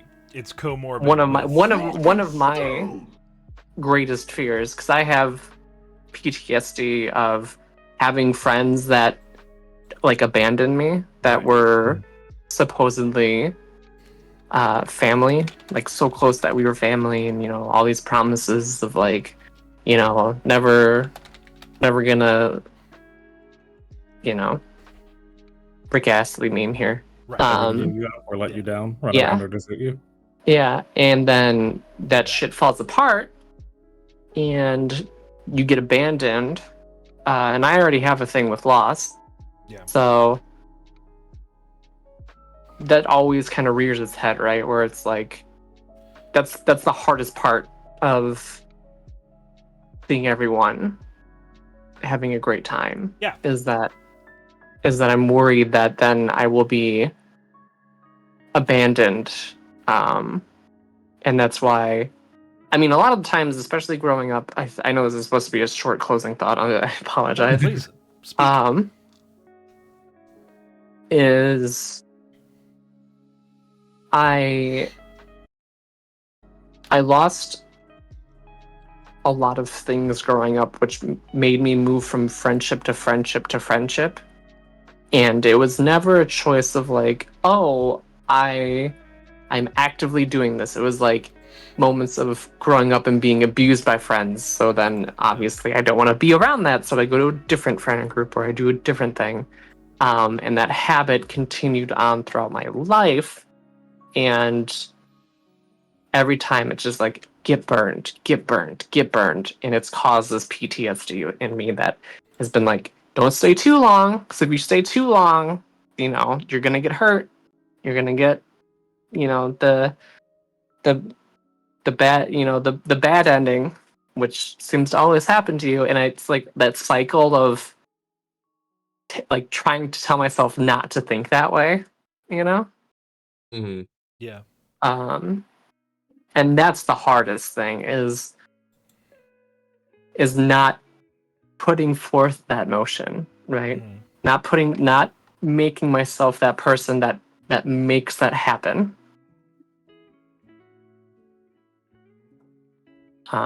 Because it's usually what happens, right? Is that you push and you push and you push, and it ends up driving people away because it's becoming too negative or too destructive to the relationship or friendship. And so that, I think, is thing that I've realized as I've gone further into my friendships, is being like, this person will not abandon me because of XYZ. Yep. Sorry, that was really heavy. You are absolutely fine. This is the time and place for that. I know.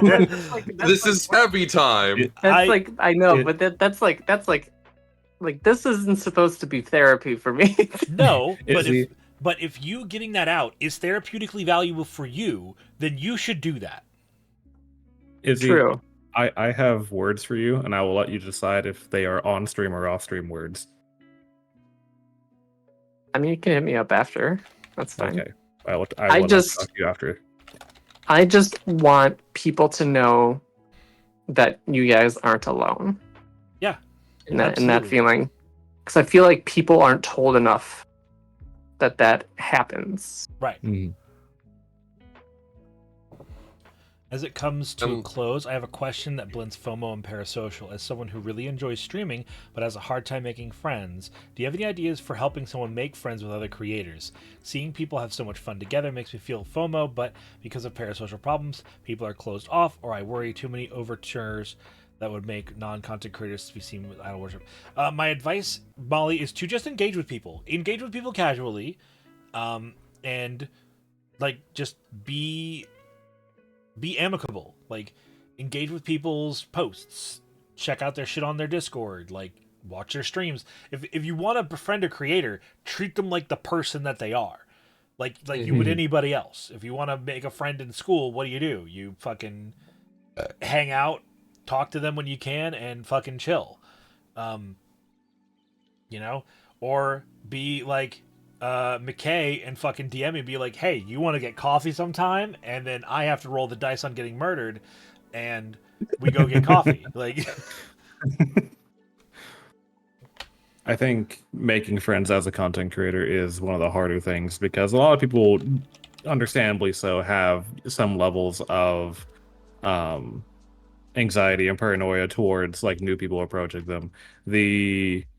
It may not be like the easiest or healthiest thing to do, but if you find a content creator that you really enjoy and you think you produce similar content, or even if you're just trying to be friends, you can engage with their hobbies and with their passions, and they are going to be more likely to talk to you, and that opens up the door for them to then ask about what you're about, and then friendship goes from there. Like, it's really unfortunate that online it is much harder to become a friend than just, what people would assume a bar would be, is like walk up, sit down, like, hey, how's it going? Don't ever walk up to someone at a bar and sit down, by the way. Don't ever. right. That's probably not a healthy thing to do. But you know what I mean. Yeah. At minimum, you should at least ask first, being like, hey, is the seat open? All Yes. that jazz. Unless you're that confident, in which case, let the charisma ride. Right. Die by the Riz, live by the Riz. Exactly. Took me till now to see the pen. Hell yeah, Grievous. So yeah, like FOMO is something that everyone struggles with. FOMO is something that we all experience, and it's totally okay. Like, it's fine to feel that, and it's important to understand why you're feeling those things. You're feeling a genuine desire to be a part of something that you want to be there for. And I think a big problem with FOMO is that it sort of grabs you by the shoulders and is like, you have to deal with why you couldn't go. Those like financial concerns you have? Deal with it. This is a tangible problem because of your financial instability or lack of funds or whatever you want to call it. Like, you didn't go to a house party because too big of a group makes you socially anxious, and it just grabs you by the shoulders and be like, you're not going to something because of your own failures, and it just points at you in your own fucking face, and it sucks to get called out crassly by yourself, and you got to take those chances to fucking box out your own issues. You are your own critic. Yeah. Oh yeah. So it sucks and it's not fun, but take those opportunities to learn and better yourself.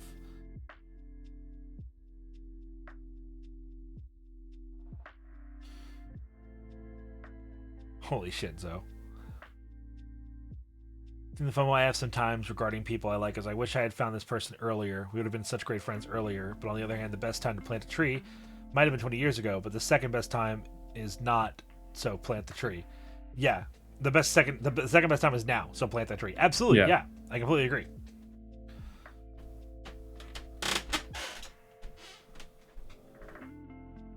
Is now I got you, Kermit's good, dude. It's alright, dude. So what are you three up to? What are you we are officially at the end of the lecture. I don't think the stream's gonna be over, but I think I'm fizzled out.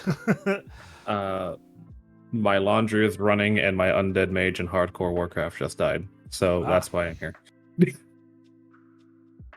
I'm trying to figure out a way not to break this desk. Okay. Or this, it's more so the new stand that I got for my monitor is it has resistance, and I don't want to push on it because I'm afraid it's gonna snap my desk. Oh no. I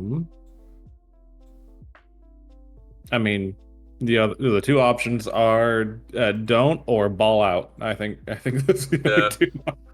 So Full send it or don't. what do you need to do? If you hear me say "oh fuck" and there's a loud like snap or bang, don't worry, I'm okay. Then I promise. Then I'll send you $100 through PayPal so you can buy a new desk. A desk is a lot more than this one's a lot more than that. This one's I'm like sure it is, $300. but $100 is what I can give. $100 gets you a folding table. Going back to the parasocial and lecture about giving within your means for your idols. Do not idolize me. I'm so sorry. Too late.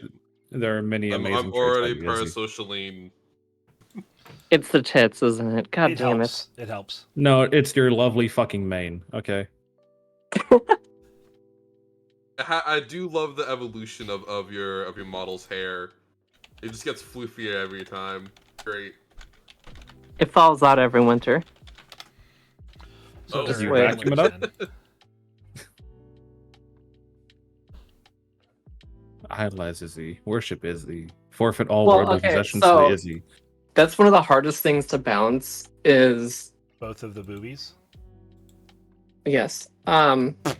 No, is that line of, and that's like what I'm trying to figure out as a content creator and as a streamer. Yeah. Is I want to be the villain and be like the VTuber lore person and be like, ooh, like I'm so cool and sexy and a villain, you know?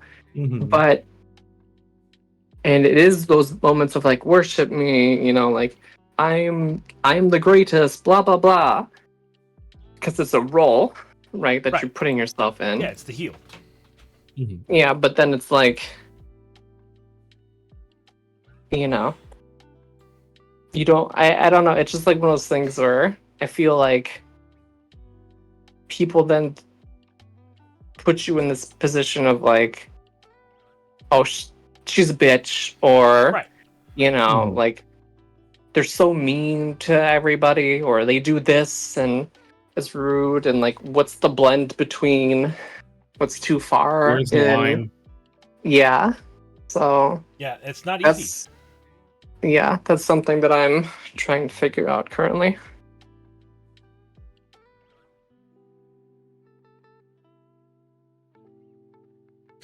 It is it's certainly very tricky to like do what you want to do and like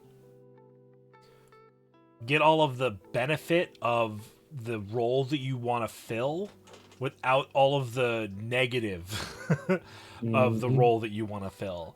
Like, I honestly would recommend looking up like interviews and talks with famous wrestlers that were heels and be like, and like learn from them, learn because there are people who have done this, right? Like, and they've made long-lasting, very, you know, fulfilling careers by being a villain, being a heel.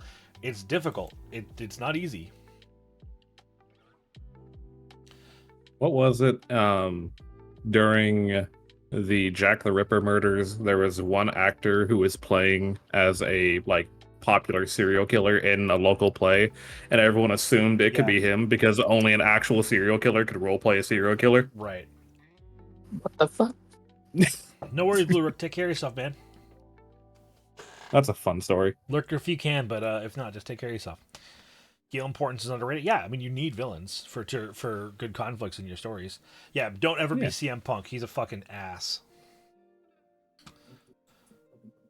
And also, I don't know. It's difficult to blur this line. I see a lot of people do it, and they generally do a shit job of it.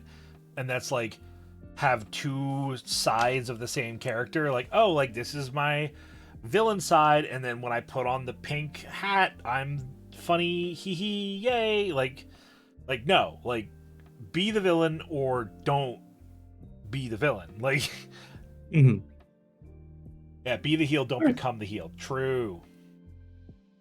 I will also like to mention that with things like this, just like playing like villains in D&D, right? Aftercare. Yes. Like, you know, if you're doing like a collab with somebody, you're like, hey, you know, no actual hard feelings. This is just like me acting, right? And like making sure that your acquaintances aren't actually hurt by your actions, and making sure that they know that it's purely acting. Yeah.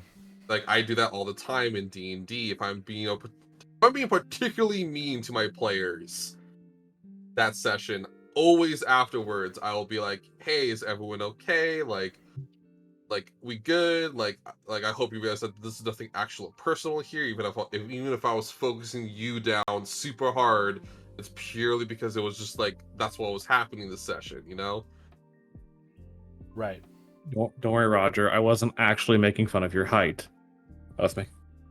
You're fine.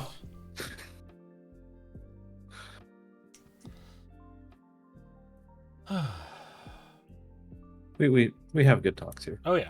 It was a very good lecture, Hora. I want Thanks. to comment on that, by the way. I appreciate that. Thank you. They are very taxing to make and to perform, and I'm glad that you guys get something out of them.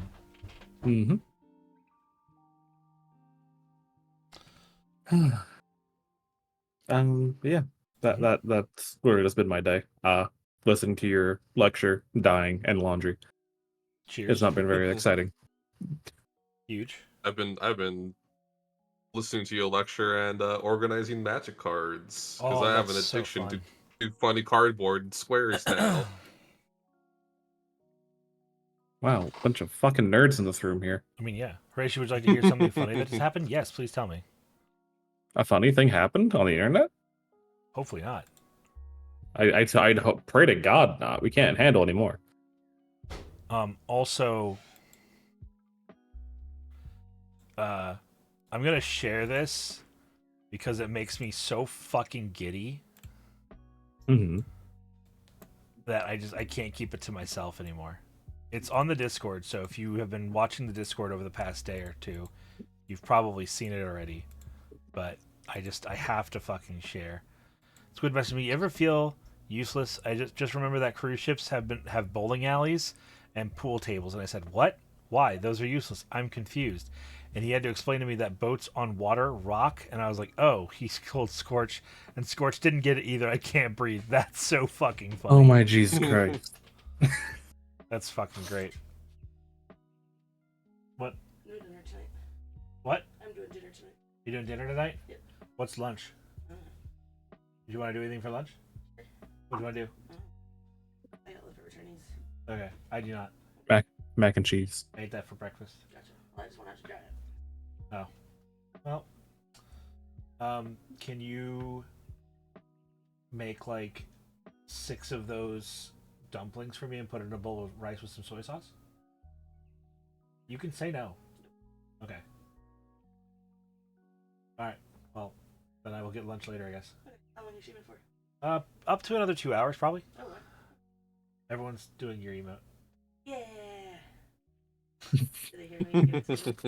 I know that chat can. I don't know if people in the call can, but considering they all just giggled, I think they can.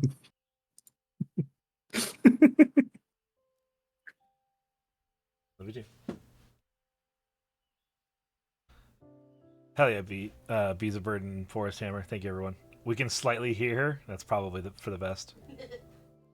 I'm pretty sure for the bowling alley thing, by the way, they probably have like stabilizers on the corners to make sure that the bowling balls roll straight and not constantly get knocked around all the time.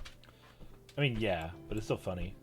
Still funny to think about. So I want you guys to appreciate this upcoming emote that we're going to be having. I'm sorry, what? It's from the Phoenix Wright animation. It's where the judge goes, and it fucking kills me, dude. Is that going to be a multi-part emote, or is it going to be just one like crunched thing? It's gonna be animated. Oh, I hate that. Yeah, that expression is so good.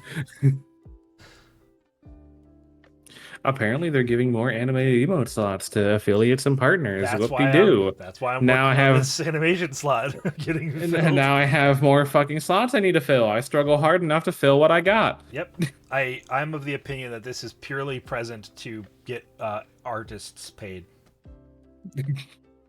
Probably. Speak for yourself. I fucking have so many animated emotes, and it pisses me off that I can't use them. Well, there you go. You want to color the hair red and skin red and pass them to me, and I'll like pay you like a little bit. No. Multi-stream is the bigger announcement. Yes, that makes me. By the way, if you see VStream, follow me on VStream. I only need like 10 more people, and then I can start taking over that platform. And we'll just multi-stream now, and we'll just stream on Twitch and on VStream, and it'll be the easiest takeover of a platform of all time. Have you seen the stipulations involving their multi-streaming? No. TLDR, you combined. yeah, pretty much you can't have anything on screen that signifies you're streaming somewhere else. Sure, that's fine.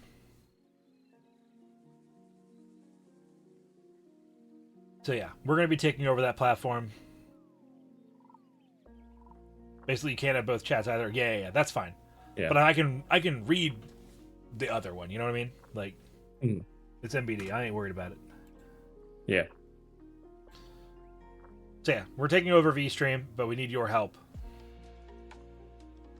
Sorry, I need your help to take over VStream. Help Hora crush the dreams of up-and-coming VTuber. Yes.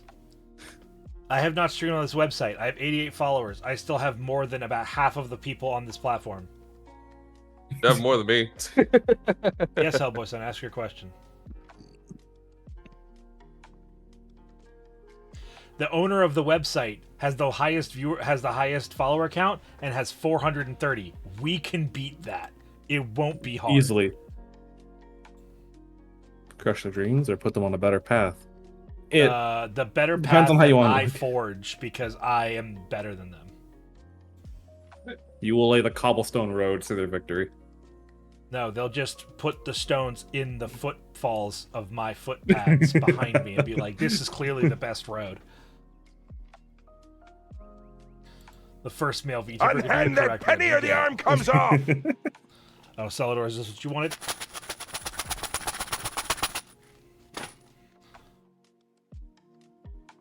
May have bones of others. True.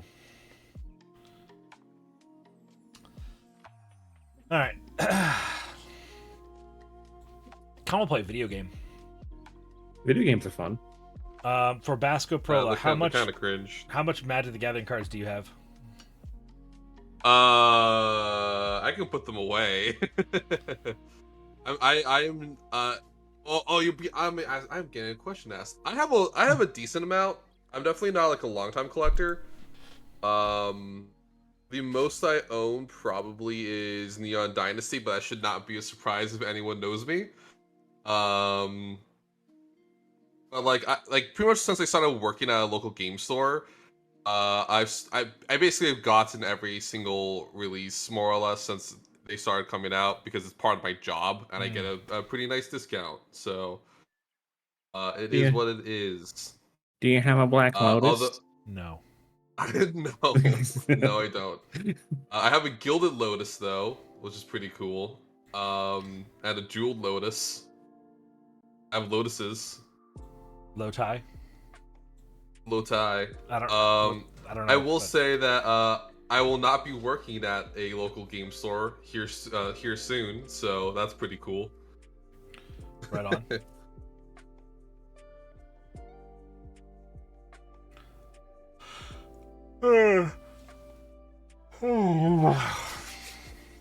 Big yawns. Yeah. I've been being tired.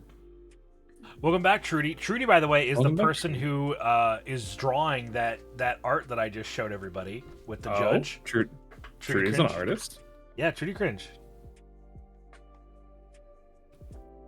They also made some art for the stream yesterday because Trudy and their sister Perdita were on, and we had a party in Fear and Hunger 2.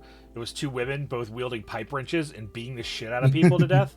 And so we named them the Wrench Wenches. And so in the fan art channel on the Discord, they drew me pointing forward and like commanding them forward as the Winch Wrenches, beating the shit out of people. Never ever lose. Okay, but consider the pipe wrench is extremely powerful for the early game. Yes, it Oh is. my Jesus Christ. Especially if you hit them in the head with a pipe wrench, it's like an instant kill on most enemies. Right. Well, I mean, yeah, hitting anything in the face in those games is generally a pretty quick way to end the fights. It's just it's hard to hit them. Some can tank it. Yeah, Some can tank it. I've played both Fear and Hunger games. Some can tank being hit in the head with like really powerful items. True. Sometimes they don't even have heads True. to be bonked with. Sometimes they have 2 heads. Or 5. Way too many, human Hydra. Yeah, but that fight's free anyway. Let's see. What am I gonna fucking play? Video games. Bibio Dames. Solitaire. I played fucking Solitaire in a meeting last week, and at one point, one of the people in the meeting looked over at me and they're like, "Are you playing fucking Solitaire?" Yeah. They're like, "All right." I'm like, "It's a fidget. We work with kids with autism. They fidget all the time with fidgets during class. This is an acceptable thing. I should not be shamed for this." And they're like, "Wow, I hadn't thought about it like that." I'm like, "How did you?" Whatever. For some reason that just reminds me. I saw like a clip going around the Twitter spheres a bit with about Yu-Gi-Oh, and someone was playing Yu-Gi-Oh on stream, and their opponent's turn took so long that they whipped out Solitaire. Yep. I started playing Solitaire in the middle of this guy's turn. Yeah. Yu-Gi-Oh is just Solitaire with extra steps. Wasn't that Pop-em-Up? Oh, no. Might be. I don't know. No, Papa Mutt was he did a full round of team fight tactics on League of Legends.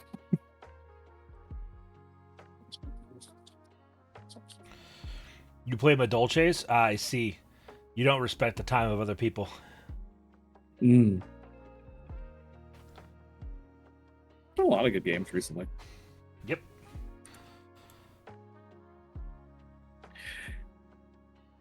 Dark and Darker made a change to bards that I don't fully understand. Oh, what'd they do? So I don't know if you read like the patch notes they made on the 13th. No. But they removed the duration of all the bard buffs and changed it to the persuasion stat of the bard and their party members. Huh. So persuasion is a new stat based on your resourcefulness, Okay. and persuasion affects how long your buffs last. Okay. And the higher your persuasion, the longer it lasts. So a bard building resourcefulness naturally has higher persuasion, so his Sure. buffs can last longer. I like that because that also benefits clerics. Yes. I dig it. But it also I don't fully understand if it also is affected by the target's persuasion stat, or if it's just the caster. Maybe. I don't know. Interesting all the same. Let's see here. Just fucks rogues more if it's affected by target. Good. Fuck rogues. Just feel more Dark and Darker, but my friends are cowards. Understandable. I will play Dark and Darker with you. If any of you see me on my Yeah. Discord and you come in and you're like, hey, do you want to play Dark and Darker? There is a strong chance that I will say yes. Hey, Hori, you want I to play will Dark? be Dark? back in a bit. I have to make a bunch of loud noises, so I'm just gonna drop. Hell yeah. Understandable, Izzy. Fuck it up. I'll be back later. No worries. Hope Goodbye. caster Goodbye. bar can't deviate from strength. Fair. Bye, Izzy. Bye-bye. She's just gonna hang out. Yep. Wow. Well, they'll get there eventually. Give them a moment. Maybe. Just suffering from the anticipation.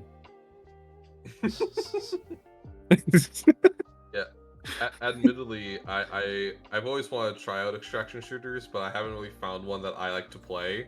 Because you see, I'm a big baby, and sometimes me just dying out of nowhere when I literally couldn't see who killed me is a little upsetting, and I don't like like feeling like that. Oh, don't worry about it, Basco, because it isn't an extraction shooter. It's an extraction bonker. You get bonked, and you know exactly who killed you. Well, I mean, It still has the same problems, but they're a lot less intense, I'll say, for sure. Yes. and like in addition, I tried out Dark and Darker. I definitely did not enjoy playing solo, and then getting like every time I went into like the dungeon, I ended up being killed by like a team of like 3 or 4 people, and I'm just like, oh, okay, that's cool. That's cool. Oh no. Rekka, that sucks. I'm sorry your friend was an ass. Raham Majas, thank you. Welcome in.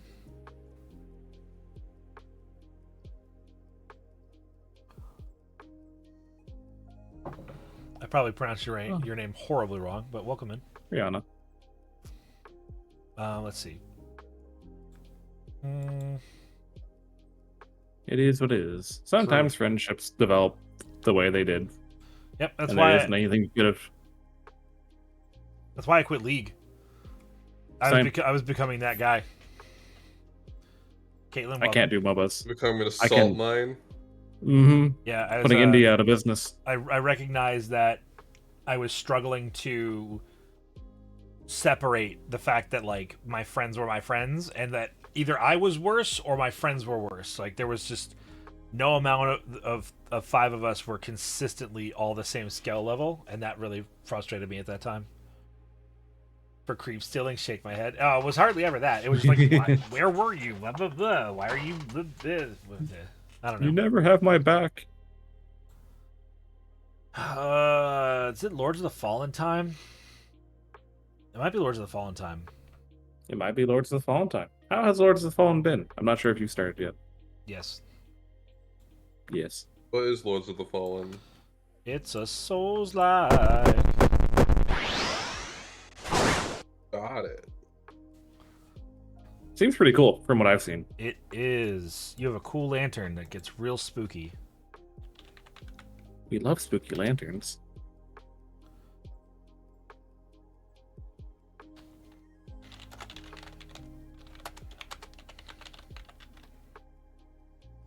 Very interesting the amount of Souls-like games that have been coming out recently and the different takes people have on them between Lords of the Fallen, Lies of P.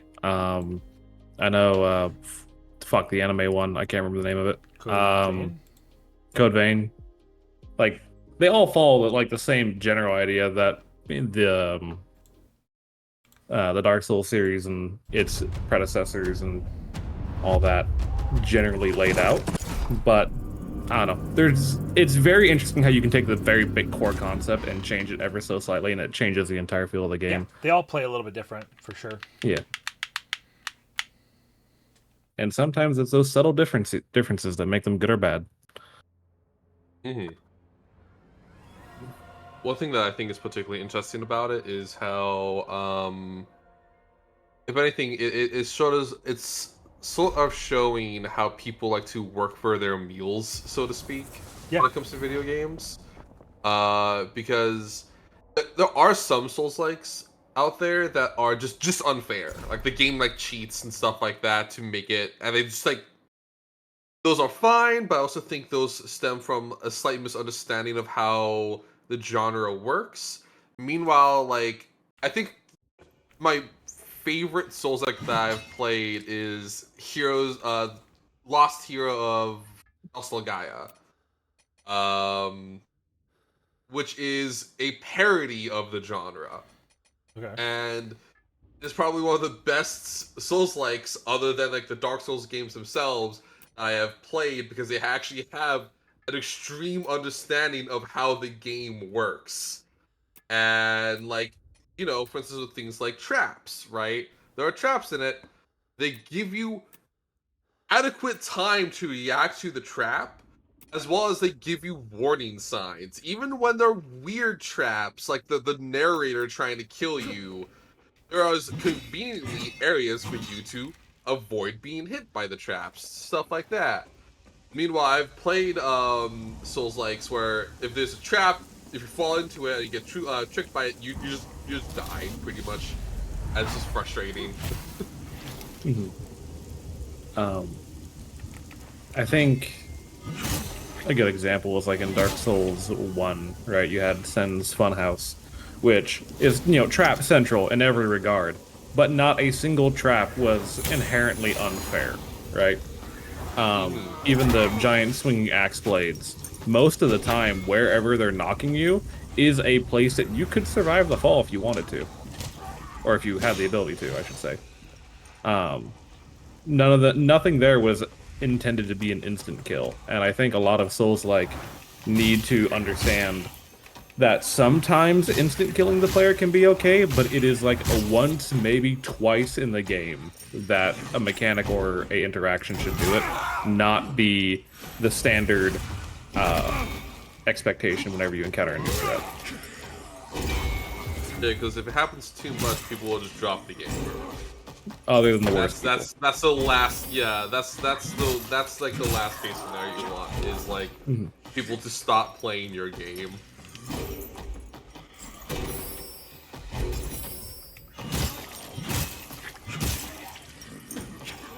I see a lot of in Lords of the Fallen. A lot of the enemy movements and attack patterns are very reminiscent of like they're telegraphed, they're consistent, you know, tempo. You don't really have, there's no real like knee-jerk reactions you're expected, at least in most cases. And the player character has more than enough mobility, as long as you're not fat rolling, to be able to maneuver where they need to maneuver. Also, magic looks pretty. Yeah.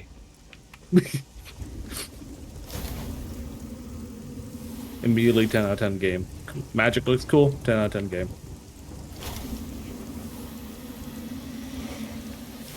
I'm in the camp that I think magic should look magical. Yep. At least in video games. Wizard with a Gun is not a magic game. I need to pick that game up though. The game looks really good. Oh yeah, it looks good. Vicky keeps yelling at me to play it with him. I enjoy that game, but I also like cowboys, and I also like wizards, so it's a match made in heaven, you know what I mean? Yeah. Exactly. It's kind of ironic too, because like when it comes to like writing and reading, I actually really like when magic systems are crunchy and like hard magic systems. Like one of my favorite authors is, for instance, Brandon Sanderson, who's like the king of making hard magic systems. He even made pretty solid rules on how magic systems should work in fiction, both for soft and hard magic systems. That's just generally been accepted by like most modern authors from like fantasy. Called like it's literally called the Brandon Sanderson Rules of Magic, or like Laws of Magic, which I think is really funny. And I definitely prefer when magic is something that's like hard, like where you can kind of understand where abilities are coming from, as well as like the limitations of said abilities, like almost like gamifying the magic itself. You know what I mean? Yeah. Guys, unfortunately, I think I'm gonna have to drop out of the call because the frames are struggling a little bit here. Oh, no worries. Fair enough. But thanks for the two of you for coming on. No worries. Or we enjoy your lectures and we enjoy your talks. Yeah. Hopefully you have enjoyed the rest of your stream. I will. Y'all take care. Have a good one.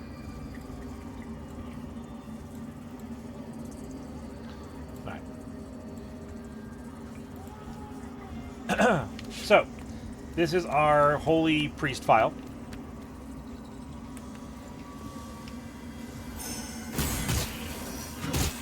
Yeah, the frames look a lot better already.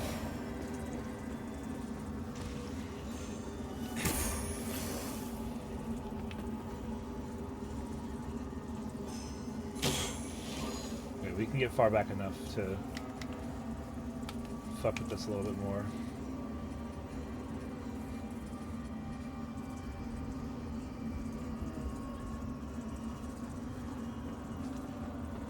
There we go. Okay.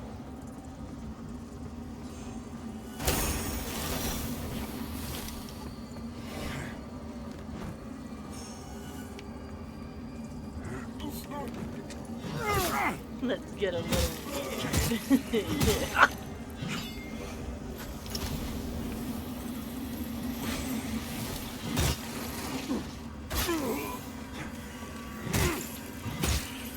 All right. Weirdness summoning yourself, classic.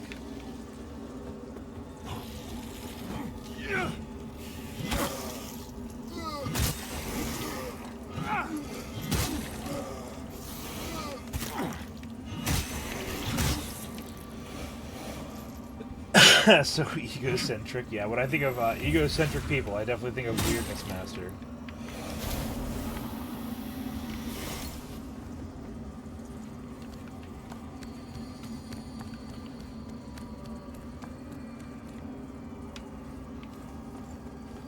So, we're in Umbra. For those of you who might not be familiar with this game, when you die, you go into Umbra, and then healing is less effective. You have to earn all your health back when you do stuff like this.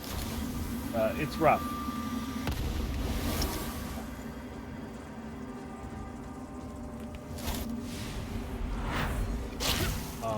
Bruh.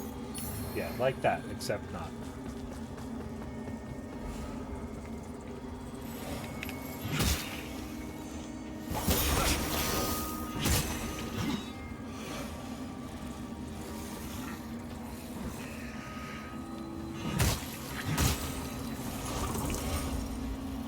I love this game. How does the combat feel? Really good.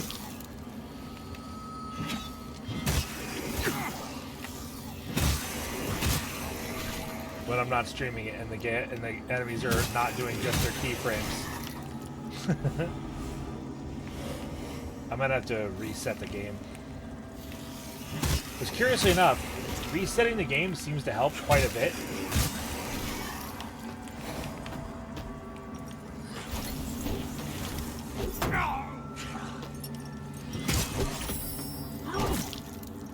That was the wrong choice.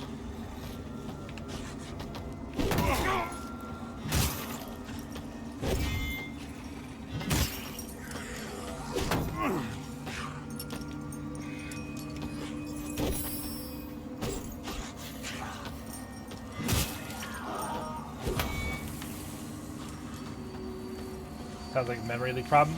Sorta.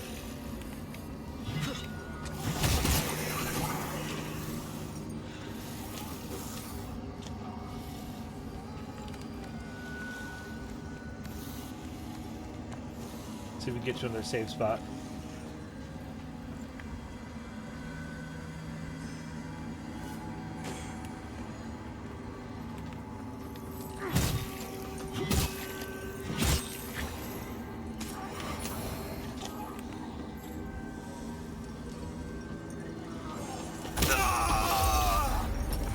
Fucking sniped. I forgot about the cast trap there. I was like, oh, I'm gonna dodge this idiot and then run inside there and get the next checkpoint. I got fucking whiz bang.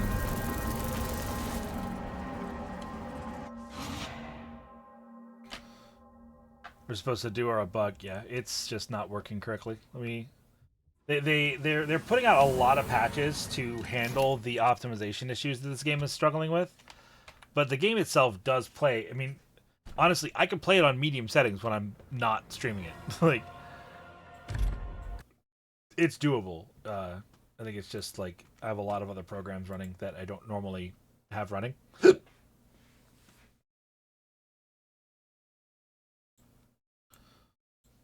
Or relaunch here.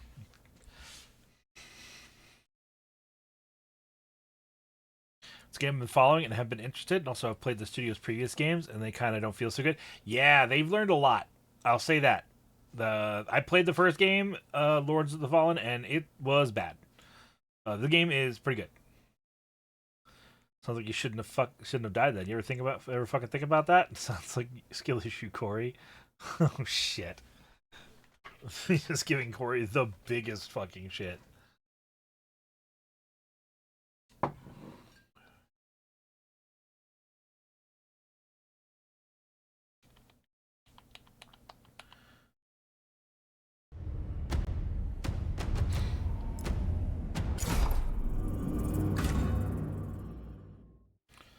So this game were pretty good.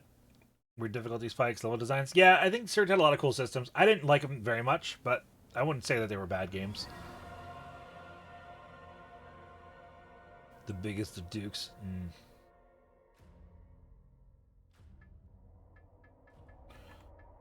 Yeah. Immediately running way smoother. The weirdest shit.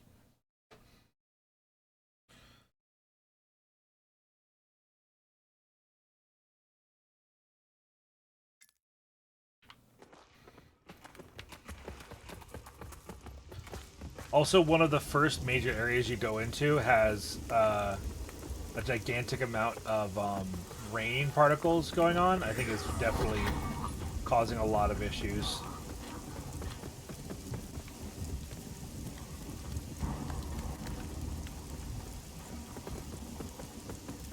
We're looking to progress here, so see you guys later. Rain particles, my arch nemesis of all processing machines.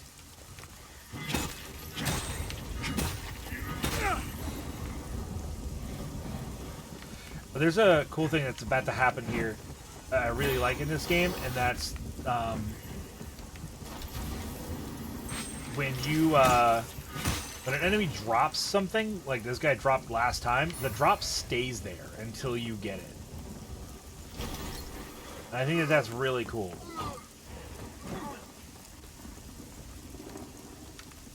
Yes, Izzy, what's up?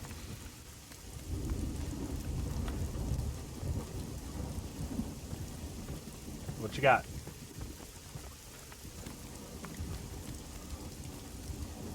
Missed anything? Yeah. Is there more thinking about what you said about Dark Souls addiction? Yeah, sure. May I help your friend? Yes, please.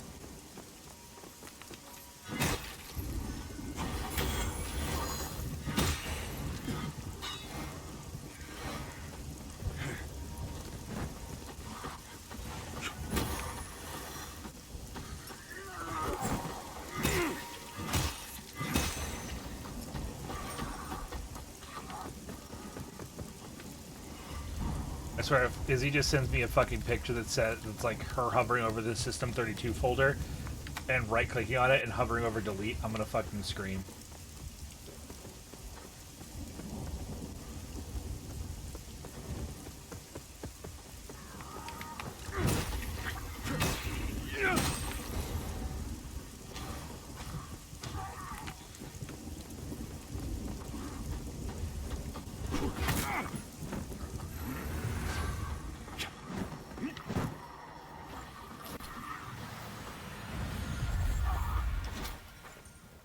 We rest. Goodbye. Kind of cool in a way. Almost sad they're not intentional. Yeah.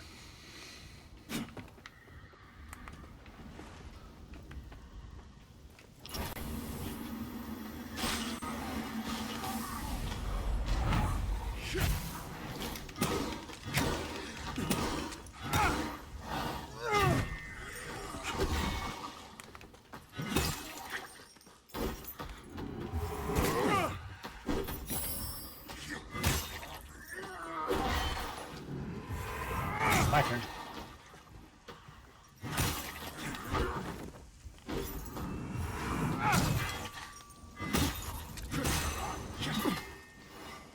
Horatius, what does the alarm redeem do? It plays a loud alarm sound. Also, hi, how are you, dear?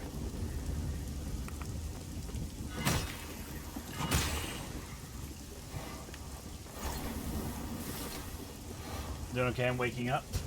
Are you still? Can I talk about the thing that you and I are doing next month? Oh shit! You bitch. So guys, you might not recognize Hyosurin.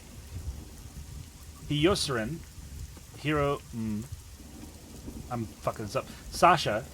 This is just Sasha. They rebranded into an Oni, and she's gonna be next month's interview. We're gonna have her on in November, and it's something I've been looking forward to for a long time. Onis do kick ass. And I'm gonna say this. It's 2 words, not like Sasha Castle is. Okay. Eoris in? Okay. We've gotten teased for it a lot, I'm sure. You can call it the Oni mask tattoo on again? Oh, hell yeah.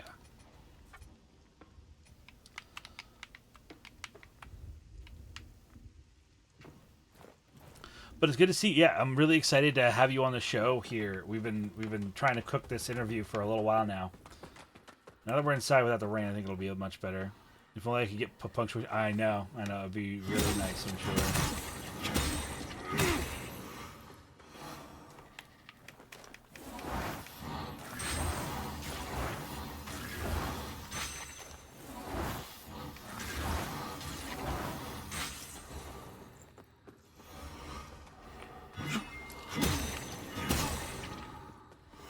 But next weekend, speaking of the interview show, we're going to be having Adora Bunny on next weekend for the 29th, next Sunday. Got some really cool interviews lined up.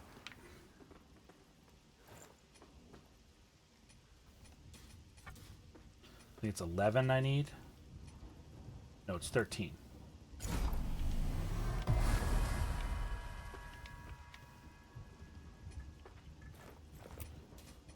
Yeah. All right, so now we are leaving gods behind. We are leaving behind our god. We are embracing Cthulhu. We've left behind the Radiance, and we're embracing the Umbral.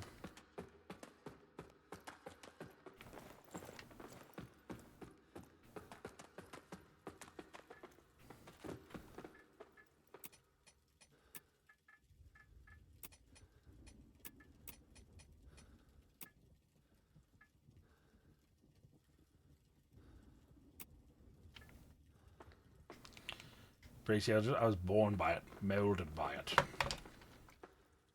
Sent the link. I see. Thank you.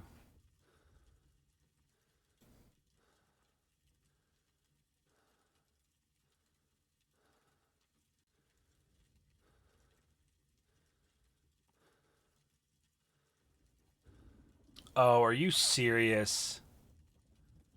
Is that really what I've been doing wrong? Like a fucking...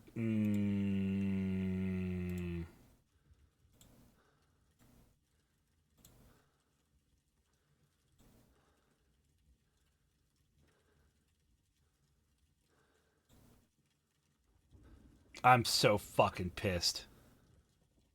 Oh, I'm so livid.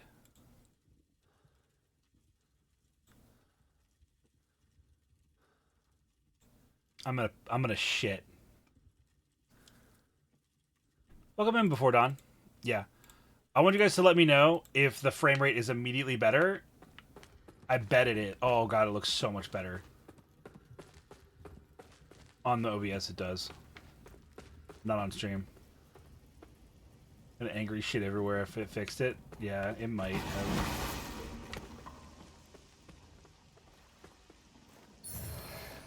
What was it? In OBS? Is it worse? Holy shit, is it really?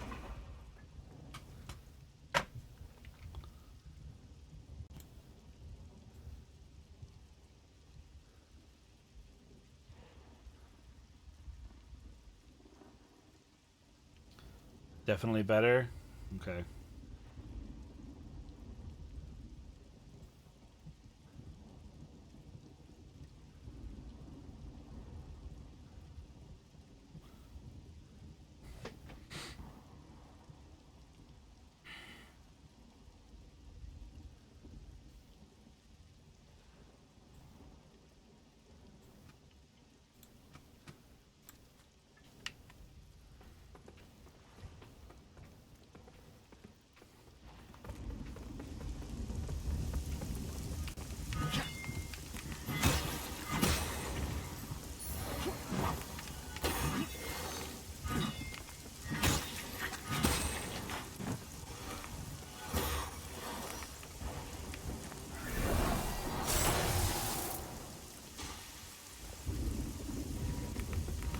Interesting.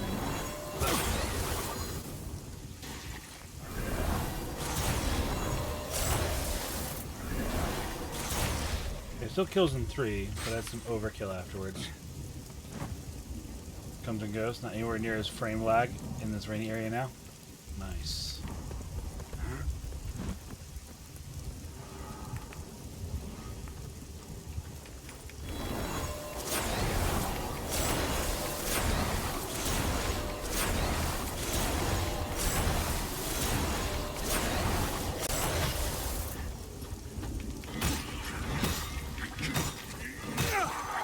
Hey, that's pretty good. Or I'm seeing things. I think it's... The particle effect you're seeing is my umbral lamp there behind my hip. Thank you, Sasha.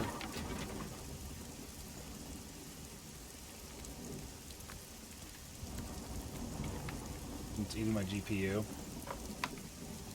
Probably something really obvious, like the fact that I'm running like Chrome and shit.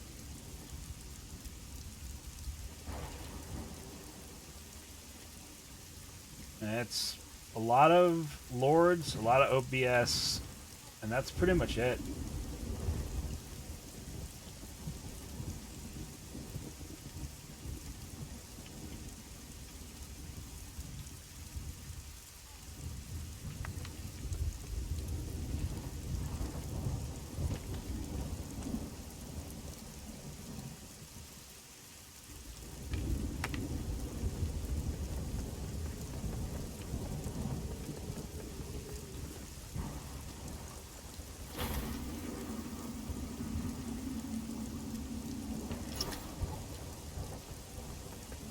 We're gonna head down then.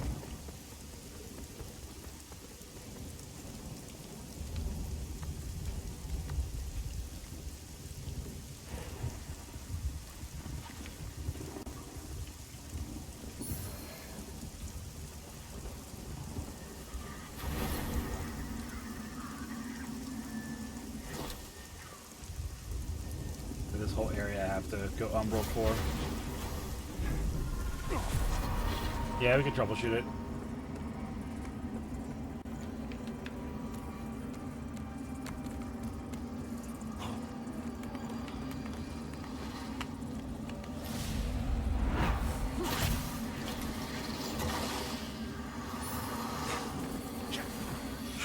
Oh, the Bowl of Revelations, that's what that is here. That's a very important item to get. Gotta go. Shit.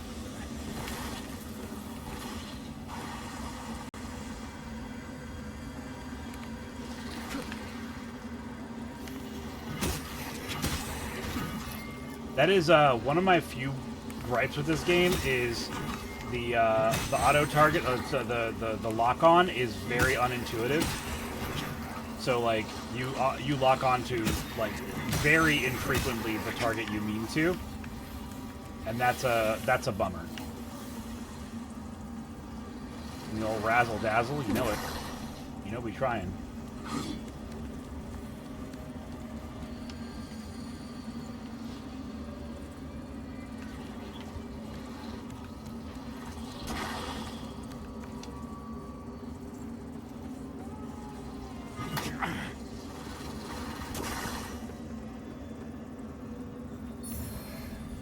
Ah, yes, the umbral vertebrate.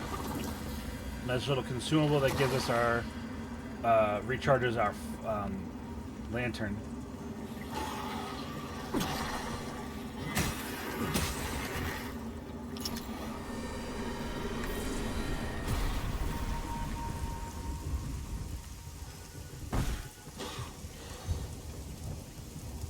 I mean, I don't know. I definitely understand what you're saying, Koji, but like I've never had inconsistent targeting struggles as bad as I've had them in this game. Like, under what circumstances am I not targeting that guy right there, you know?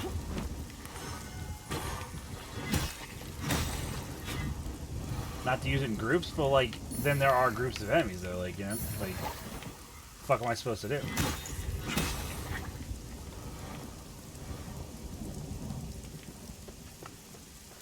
It's the reason why it's so important. Reflection point global limits ray tracing. I mean, or lower shelf performance. I mean, I think I got everything already on low, but I mean, fuck it, right?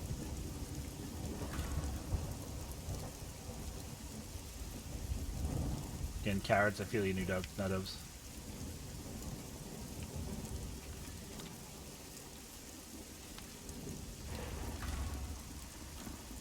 I already got everything on low here. Oh, film grain for some reason is on. Not that that was the biggest deal, but, you know, all the same.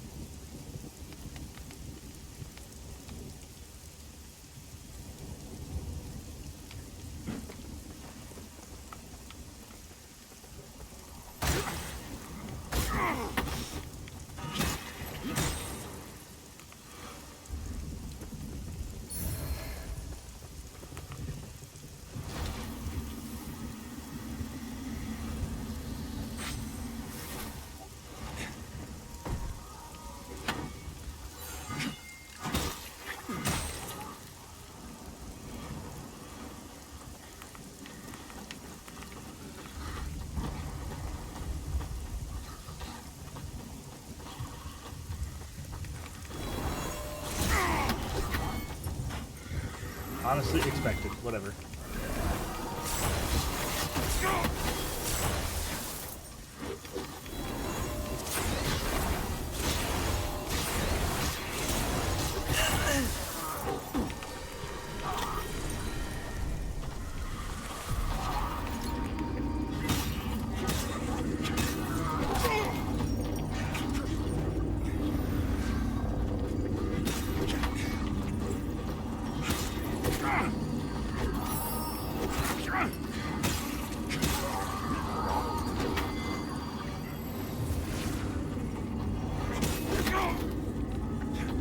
I'll set it in a second.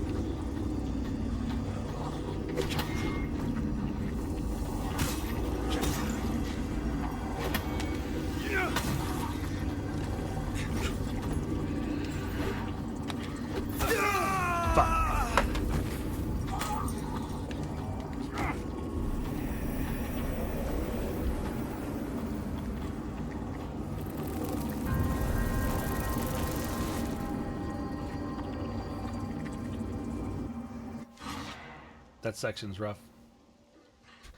Two of those guys at the same time is really challenging because they cover each other's moves really well.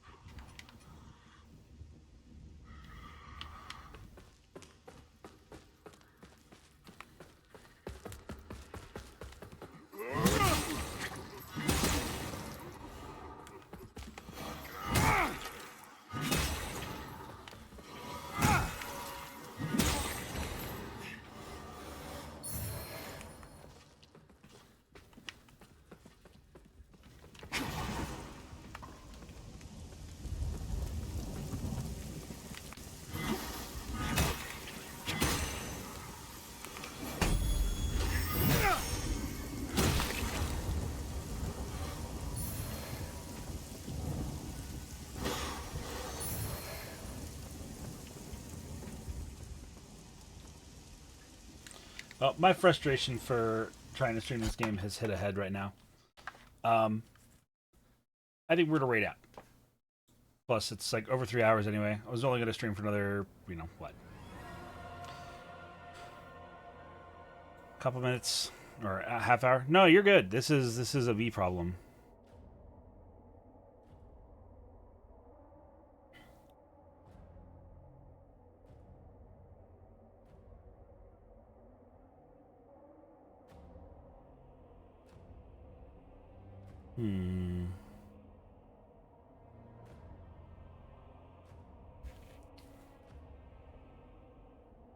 Of course, absolutely, Izzy. I want to hang later if you're available for that. Yeah. I think we're gonna go. and raid Banshee Boo.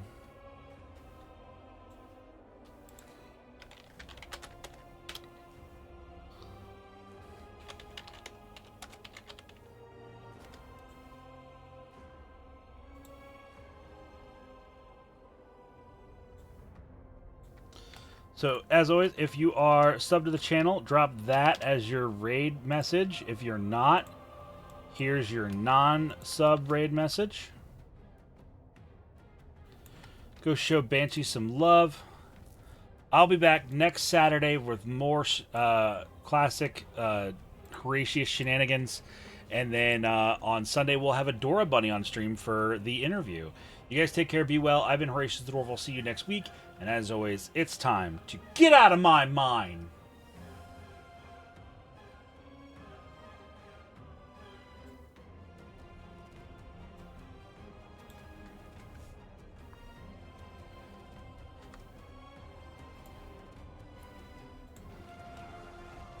Follows out, you know.